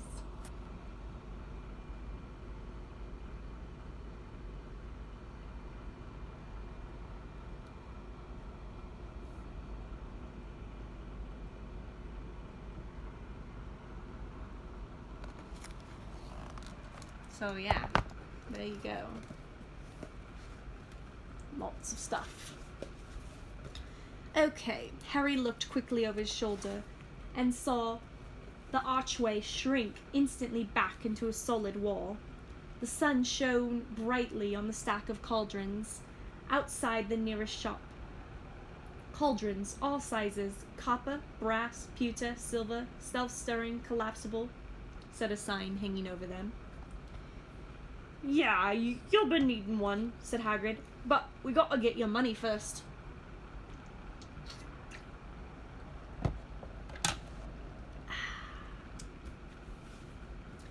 Harry wished he had about 8 more eyes. He turned his head in every direction as they walked up the street, trying to look at everything at once. The shops, the things outside them, the people doing their shopping. A plump woman outside an apothecary's was shaking her head as they passed, saying, "Dragon liver, 16 sickles an ounce, they're mad." A low, soft hooting came from a dock shop with a sign saying, "Aelops Owl's Emporium, Tawny, Screech, Barn, Brown, and Snowy." Several boys of about Harry's age had their noses pressed against a window with broomsticks in it. "Look," Harry heard one of them say, "the new Nimbus 2000, fastest ever." There were shops selling robes, shops selling telescopes, and strange silver instruments Harry had never seen before. Windows stacked with barrels of bat spleens and eel's eyes, tottering piles of spell books, quills, and rolls of parchment, potion bottles, globes of the moon. Gringotts, said Hagrid. They had reached a snowy white building which towered over the other little shops. Standing beside it, burnished bronze doors, wearing a uniform of scarlet and gold, was... "Yep, that's a goblin," said Hagrid quietly as they walked up the white stone steps towards him. The goblin was about a head shorter than Harry. He had a swarthy, clever face, a pointed beard, and Harry noticed very long fingers and feet. And you guys have to see the pictures here again. They've made such detailed pictures of the shops. Look at that.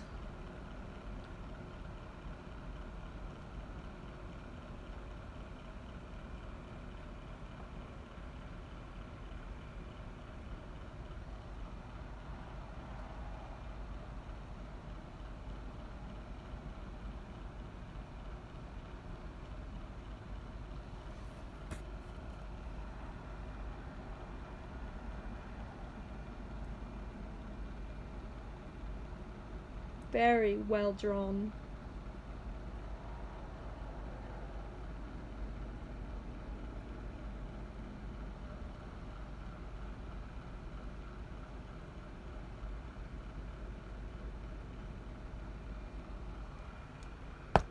Very well drawn indeed. Okay, let me see if I can try to show you it all at once the best I can. Look at that. Crazy, right? Very beautiful.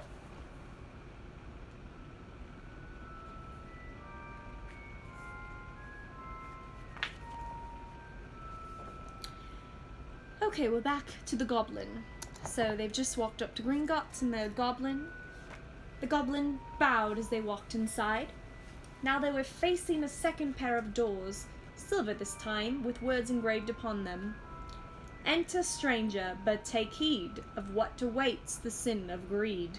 For those who take but do not earn must pay most dearly in their turn.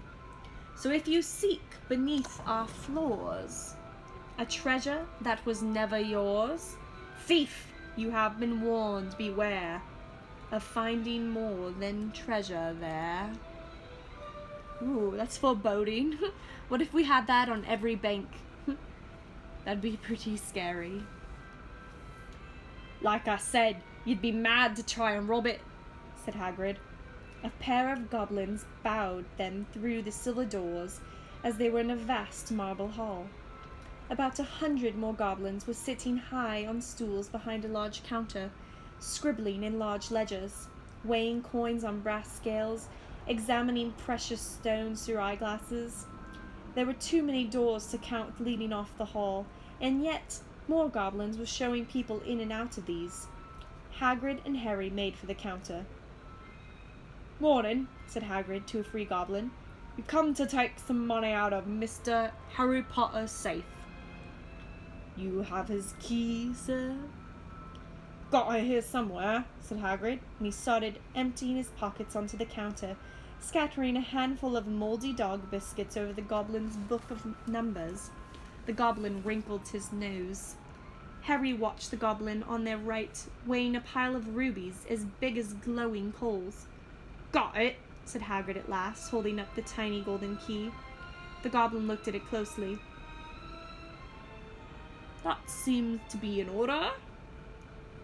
Ah, I've also got a letter here from Professor Dumbledore," said Hagrid importantly, throwing out his chest. "It's about the you-know-what in Vault 713. Oh, in the movie they said the you-know-what in Vault you-know-which. This one, it just tells us straight out. 713. The goblin read the letter carefully. "Very well," he said, handing it back to Hagrid. "I will have some when you take you down to both vaults. Griphook?" Griphook was yet another goblin. "Wait, really?" "Sorry, I don't know what you're saying wait really about. It's been too long." Once Hagrid had crammed all the dog biscuits back inside it. Start over. Griphook was yet another goblin. Once Hagrid had crammed all the dog biscuits back inside his pockets, he and Harry followed Griphook towards one of the doors leading off the hall. What's the you-know-what in Vault 713? Oh, the movie versus book fact. Yes. Yes, it is really, really true.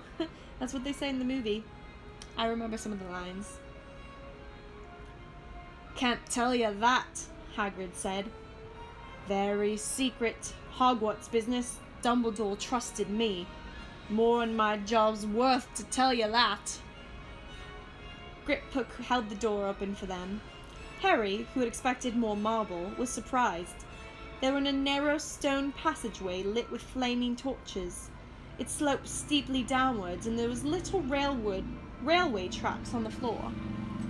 Griphook whistled, and a small steel cart came hurtling up the track towards them. They climbed in, Hagrid with some difficulty, and were off. At first, they just hurtled through a maze of twisting passages. Harry tried to remember. Left, right, left, middle, fork, right, left, but it was impossible. The rattling cart seemed to know its own way, but Griphook wasn't steering. Harry's eyes stung as the cold air rushed past him, but he kept them wide open. Once he thought he saw a burst of fire I just touched something and felt weird. Once he thought he saw a burst of fire at the end of a passage. He twisted around to see if it was a dragon, but too late. They plunged even deeper, passing an underground lake where huge stalactites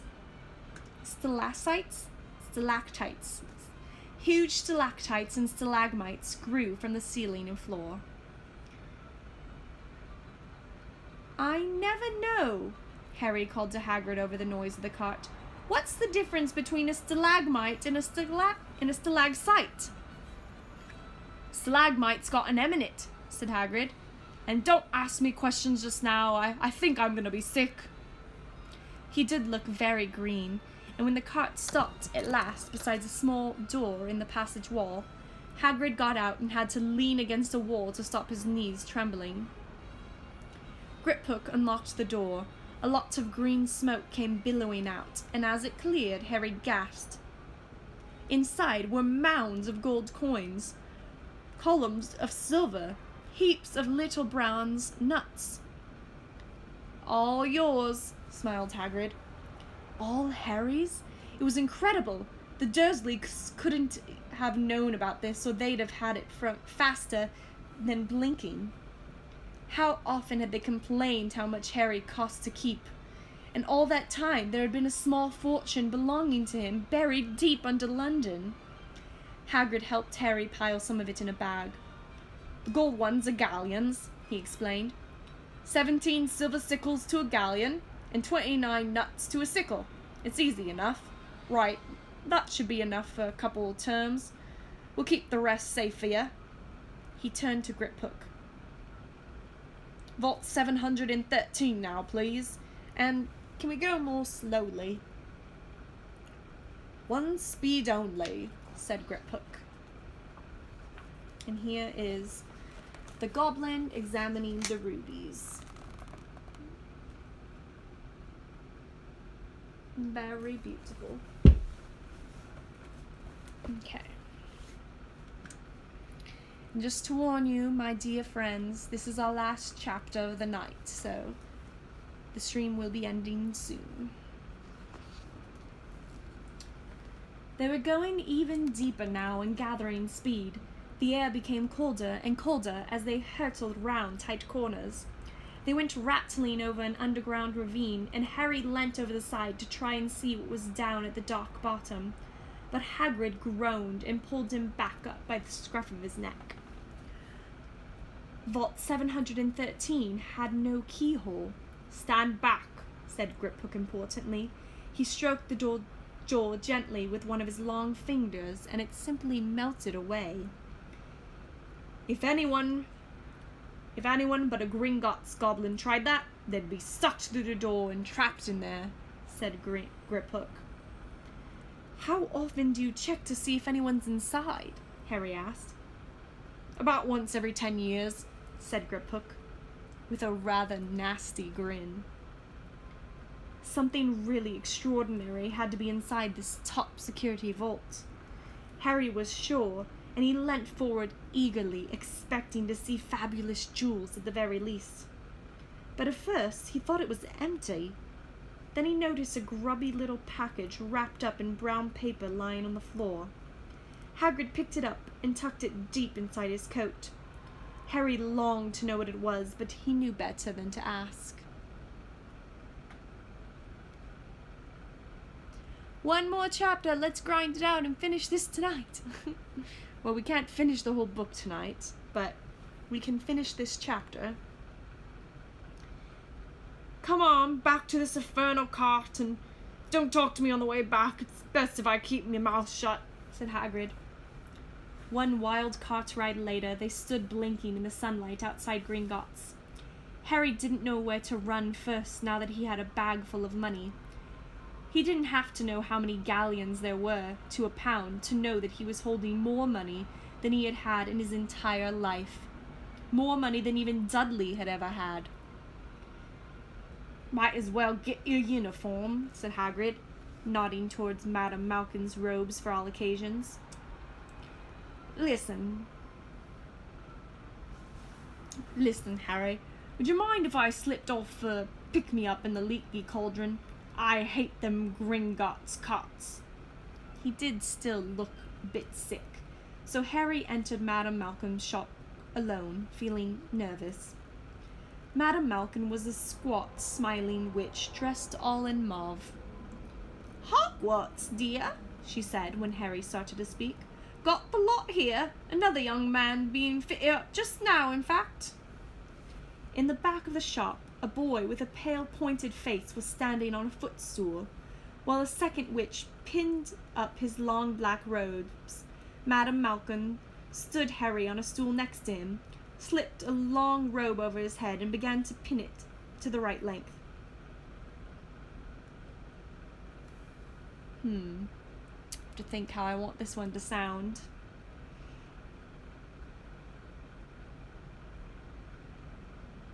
I don't know. I'm not a professional voice person. Let's see. Hello, said the boy. Hogwarts too? No, that's too much like Harry's voice. Let's see. Hello, said the boy. Hogwarts too? It's the best I can do right now, guys. I'll try to practice later. Yes, said Harry. My father's next door buying my books, and Mother's up the street looking at wands, said the boy. He had a bored, drawling voice. Then I'm going to drag them off to look at racing brooms. I don't see why first years can't have their own. I think I'll bully Father into getting me one, and I'll smuggle it in somehow. Harry was strongly reminded of Dudley. Have you got your own broom? Wait, no, that's not how he sounds. Have you got your own broom? Have you got your own broom? That's better. Have you got your own broom? The boy went on. No, said Harry. Play Quidditch at all? No, Harry said again, wondering what on earth Quidditch could be. I do. Father says it's a crime if I'm not picked to play for my house, and I must say I agree. Know what house you'll be in yet? No, said Harry, feeling more stupid by the minute. Well, no one really knows until they get there, do they? But I know I'll be in Slytherin. All of our family have been. Imagine being in Hufflepuff. I think I'd leave, wouldn't you? Said Harry, wishing he could say something a bit more interesting. I say, look at that man, said the boy suddenly, nodding towards the front window. Hagrid was standing there, grinning at Harry and pointing at 2 large ice creams to show he couldn't come in. "That's Hagrid," said Harry, pleased to know something the boy didn't. "He works at Hogwarts." "Oh," said the boy, "I've heard of him. He's a sort of servant, isn't he?" "He's the gamekeeper," said Harry. He was liking the boy less and less every second. "Yes, exactly. I heard he's sort of savage. Lives in a hut in the school grounds, and every now and then he gets drunk, tries to do magic, and ends up setting fire to his bed." "I think he's brilliant," said Harry coldly. "Do you?" said the boy with a slight sneer. "Why? Is he with you? Where are your parents?" "They're dead," said Harry shortly. He didn't feel much like going into the matter with this boy. "Oh, sorry," said the other, not sounding sorry at all. "But they were our kind, weren't they? They were a witch and a wizard, if that's what you mean." "I really don't think they should let the other sort in. Do you? They're just not the same. They've never been brought up to know our ways. Some of them have never even heard of Hogwarts until they get the letter. Imagine. I think they should keep it in the old wizarding families. What's your surname, anyway?" But before Harry could answer, Madame Malcolm said, "That's you done, my dear." And Harry, not sorry for an excuse to stop talking to the boy, hopped down from the footstool. "Well, I'll see you at Hogwarts, I suppose." Oh wait, sorry, that was the other guy. "Well, I'll see you at Hogwarts, I suppose," said the drawling boy. Harry was rather quiet as he ate his ice cream. Hagrid had bought him chocolate and raspberry with chopped nuts. "What's up?" said Hagrid. "Nothing," Harry lied. They stopped to buy parchment and quills. Harry cheered up a bit when he found a bottle of ink that changed colour as you wrote. "Oh, by the way, so if you have seen the movies or read the books before, you can guess which boy it was that Harry just met. Even though we didn't get his name, here's his picture."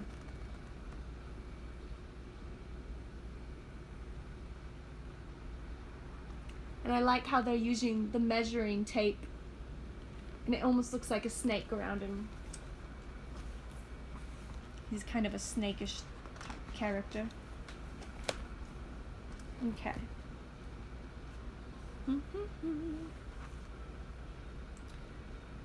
Alright. When they had left the shop, he said, "Hagrid, what's Quidditch?" "Blimey, Harry, I keep forgetting how little you know. Not knowing about Quidditch." "Don't make me feel worse," said Harry. He told Hagrid about the pale boy and Madame Malkin's. "And he said people from Muggle families shouldn't even be allowed in." "You're not from a Muggle family.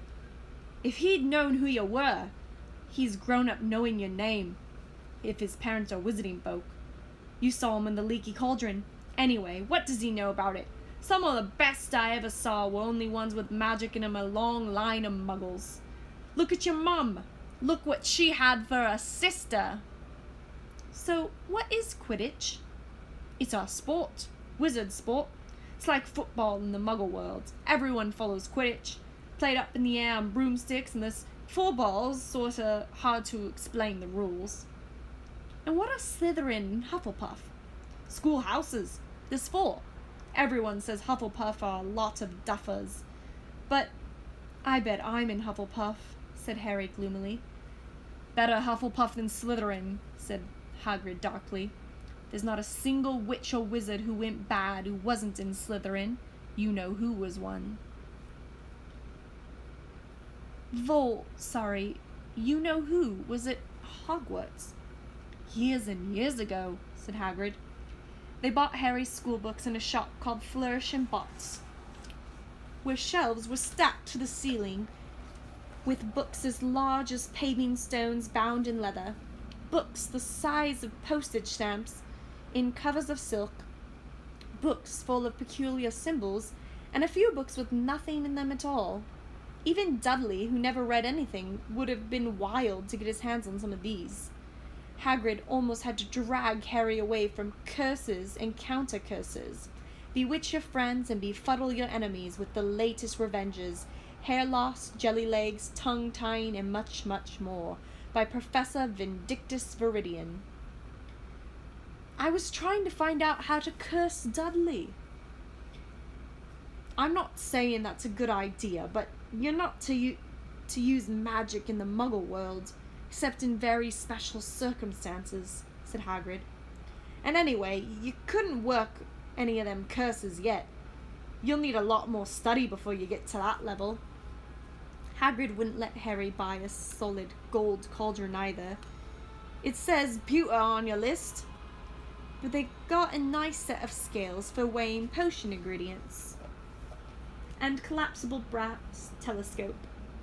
Then they visited the apothecary's, which was fascinating enough to make up for its horrible smell. A mixture of bad eggs and rotten cabbages. Barrels of slimy stuff stood on the floor. Jars of herbs, dried roots, bright powders lined the walls. Bundles of feathers, strings, and fangs, and snarled claws hung from the ceiling. While Hagrid asked the man behind the counter for a supply of some basic potion ingredients for Harry, Harry himself examined a silver unicorn horn at 21 galleons each, and a minuscule glittering black beetle eyes, 5 nuts a scoop. Outside the apothecary's, Hagrid checked Harry's list again. Just your wand left?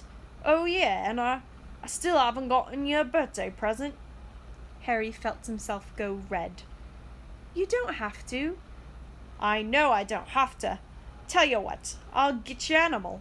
Not a toad. Toads went out of fashion years ago. You'd be laughed at. And I don't like cats. They make me sneeze. I'll get you an owl.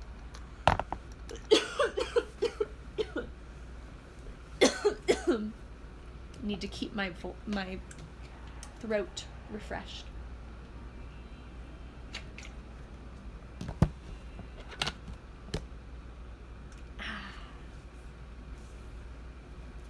Owl is a good choice. Okay, now where were we? He's getting him an owl. All the kids want owls. They're dead useful. Carry a post and everything. 20 minutes later, they left Aelop's Owl Emporium, which had been dark and full of rustling, flickering, jewel-bright eyes. Harry now carried a large cage which held a beautiful snowy owl, fast asleep with her head under her wing. He couldn't stop stammering his thanks, sounding just like Professor Quirrell. Don't mention it, said Hagrid gruffly. Don't expect you got a lot of presents from them Dursleys. Just Ollivanders left now. Only a place for wands. Ollivanders, and you gotta have the best wand. A magic wand. This was what Harry had really been looking forward to. The last shop was narrow and shabby. Peeling gold letters over the door read, Ollivanders, makers of fine wands since 382 BC. A single wand lay on a faded purple cushion in a dusty window. A tinkling bell rang somewhere in the depths of the shop as they stepped inside. It was a tiny place, except for a single spindly chair, which Hagrid sat on to wait. Harry felt strangely as though he entered a very strict library. He swallowed a lot of new questions which had just occurred to him, and looked instead at the thousands of narrow boxes piled neatly right up to the ceiling. For some reason, the back of his neck prickled. The very dust and silence in here seemed to tingle with some secret magic. And there's the picture of the little wand on a cushion. When we went to Universal Studios, we actually got to go to Ollivanders and go through the wand picking ceremony. It was really cool. Good afternoon. Is that how I want to do it? No. Wish I could sound as cool as John Hurt.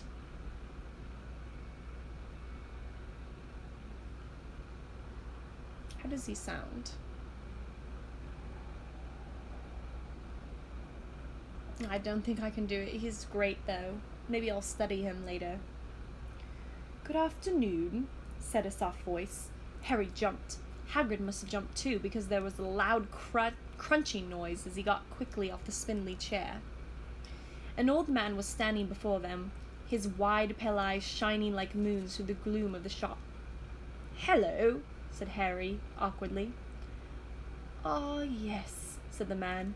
Yes, yes, I thought I'd be seeing you soon, Harry Potter. I really don't like my voice with him. I want to do it better, but I don't know how. Ah, yes, said the man.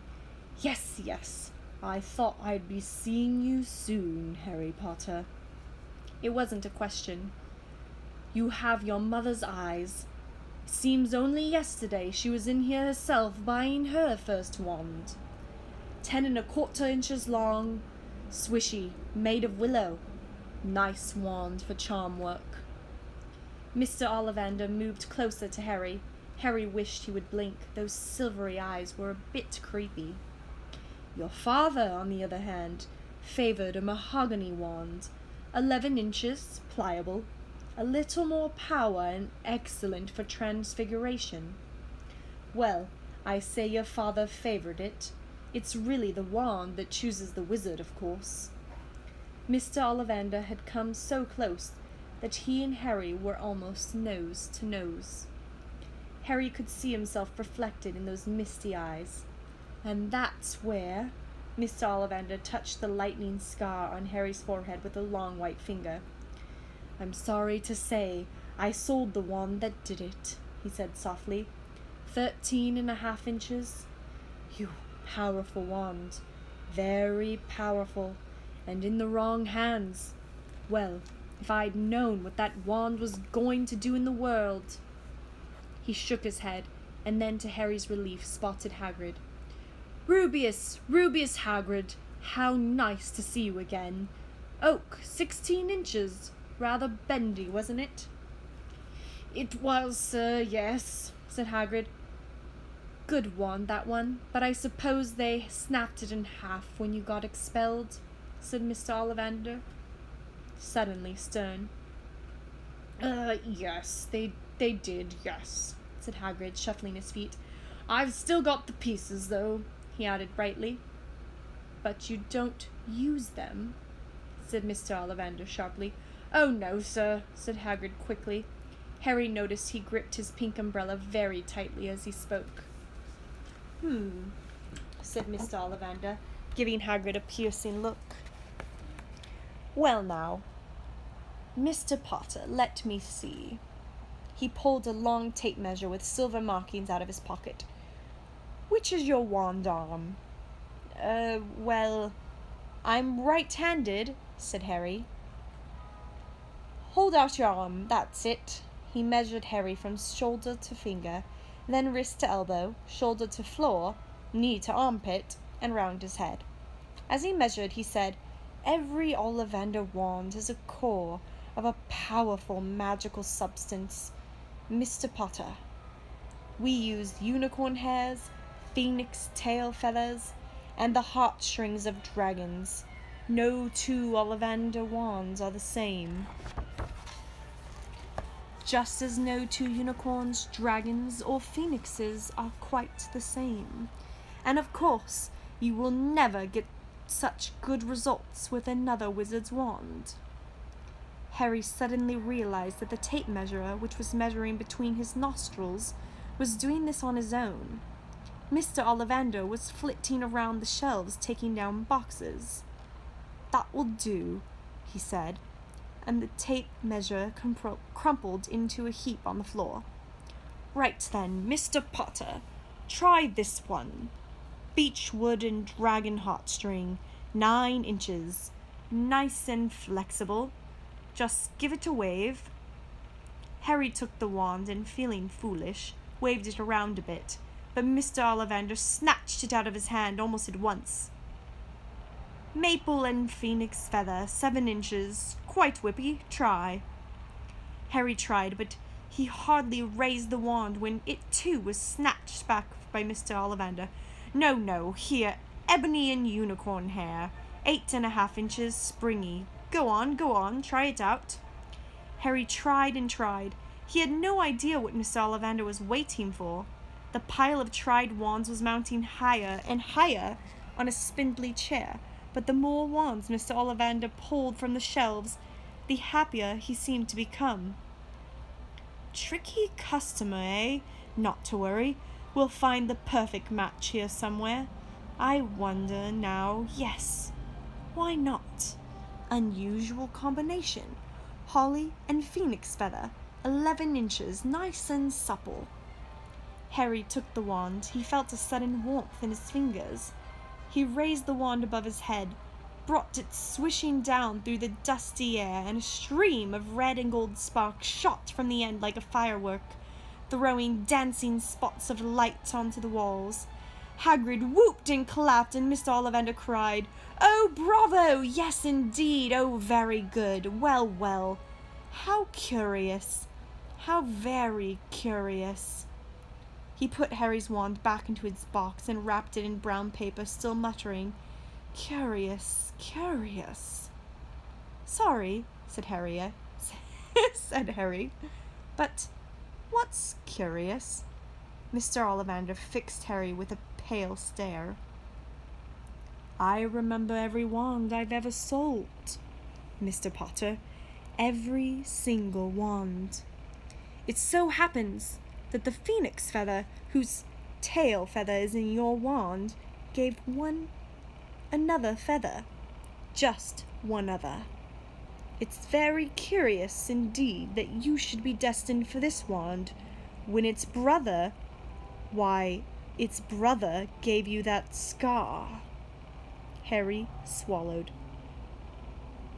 "Yes, 13.5 inches. Curious indeed how these things happened. The wand chooses the wizard, remember? I think we must expect great things from you, Mr. Potter. After all, he who must not be named did great things. Terrible, yes, but great." Harry shivered. He wasn't sure he liked Mr. Ollivander too much. He paid 7 gold galleons for his wand, but Mr. Ollivander bowed them from his shop. The late afternoon sun hung low in the sky as Harry and Hagrid made their way back down Diagon Alley, back through the wall, back through the leaky cauldron, now empty. Harry didn't speak at all as they walked down the road. He didn't even notice how much people were gawping at them at the underground, laden as they were with their funny-shaped packages, with their sleepy, snowy owl on Harry's lap, up another escalator, out into Paddington Station. Harry only realized where they were when Hagrid tapped him on the shoulder. "Got time for a bite to eat before your train leaves?" he said. He bought Harry a hamburger, and they sat down on plastic seats to eat them. Harry kept looking around. Everything looked so strange somehow. "You all right, Harry?" "You're very quiet," said Hagrid. Harry wasn't sure he could explain. He had just had the best birthday of his life, and yet he chewed his hamburger, trying to find the words. "Everyone thinks I'm special," he said, at last. "All those people in the leaky cauldron, Professor Quirrell, Mr. Ollivander. But I don't know anything about magic at all. How can they expect great things? I'm famous, and yet I can't even remember what I'm famous for. I don't even know what happened when the night my parents died." Hagrid leant across the table. Behind the wild beard and eyebrows, he wore a very kind smile. "Don't you worry, Harry. You'll learn fast enough. Everyone starts at the beginning at Hogwarts. You'll be just fine. Just be yourself. I know it's hard.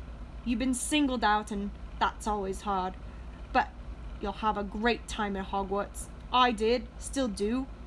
It's a matter of fact." Hagrid helped Harry onto the train. that would take him back to the Dursleys, then handed him an envelope. "Your ticket for Hogwarts," he said. "1st of September, King's Cross. It's all on your ticket. Any problems with the Dursleys, send me a letter with your owl. She'll know where to find me. See you soon, Harry."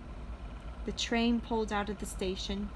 Harry wanted to watch Hagrid until he was out of sight. He rose in his seat and pressed his nose against the window. But he blinked, and Hagrid had gone.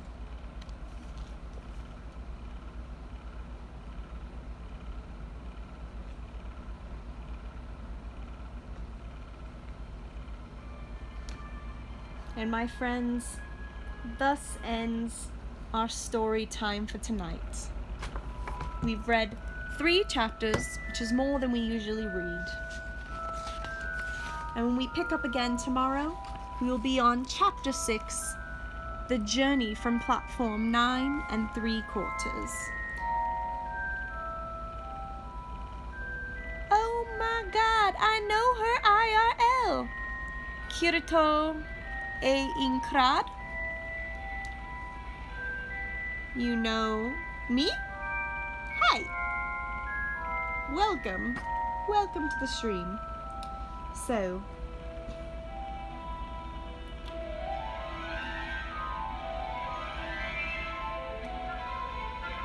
we've read 3 chapters tonight. Quite a lot of chapters. We've been streaming for quite a long time. And it is time for us to go to bed. So, thank you all for viewing our reading of Harry Potter and the Sorcerer's Stone, and please come back tomorrow at approximately 12 a.m. Pacific Standard Time, and we will be reading the next chapter of Harry Potter and the Sorcerer's Stone. Also, during the day, I will be streaming as well, but not reading books. We will be streaming some sort of game or some other creative stream like that. So, anyway, thank you all for watching. I wish you all a very, very fond good night. Please enjoy and have sweet dreams. I love you all, and those of you who've been watching the stream for quite a while, please check your points, because you probably have a lot of Famski fun points. If you scroll down on the info section, you should see the leaderboards, and you will be able to see your name there and how many points you have, which you can use those points to trade in for rewards, and also you can use the points to bet and play games on the stream. So please make sure you check those out to see how many points you have.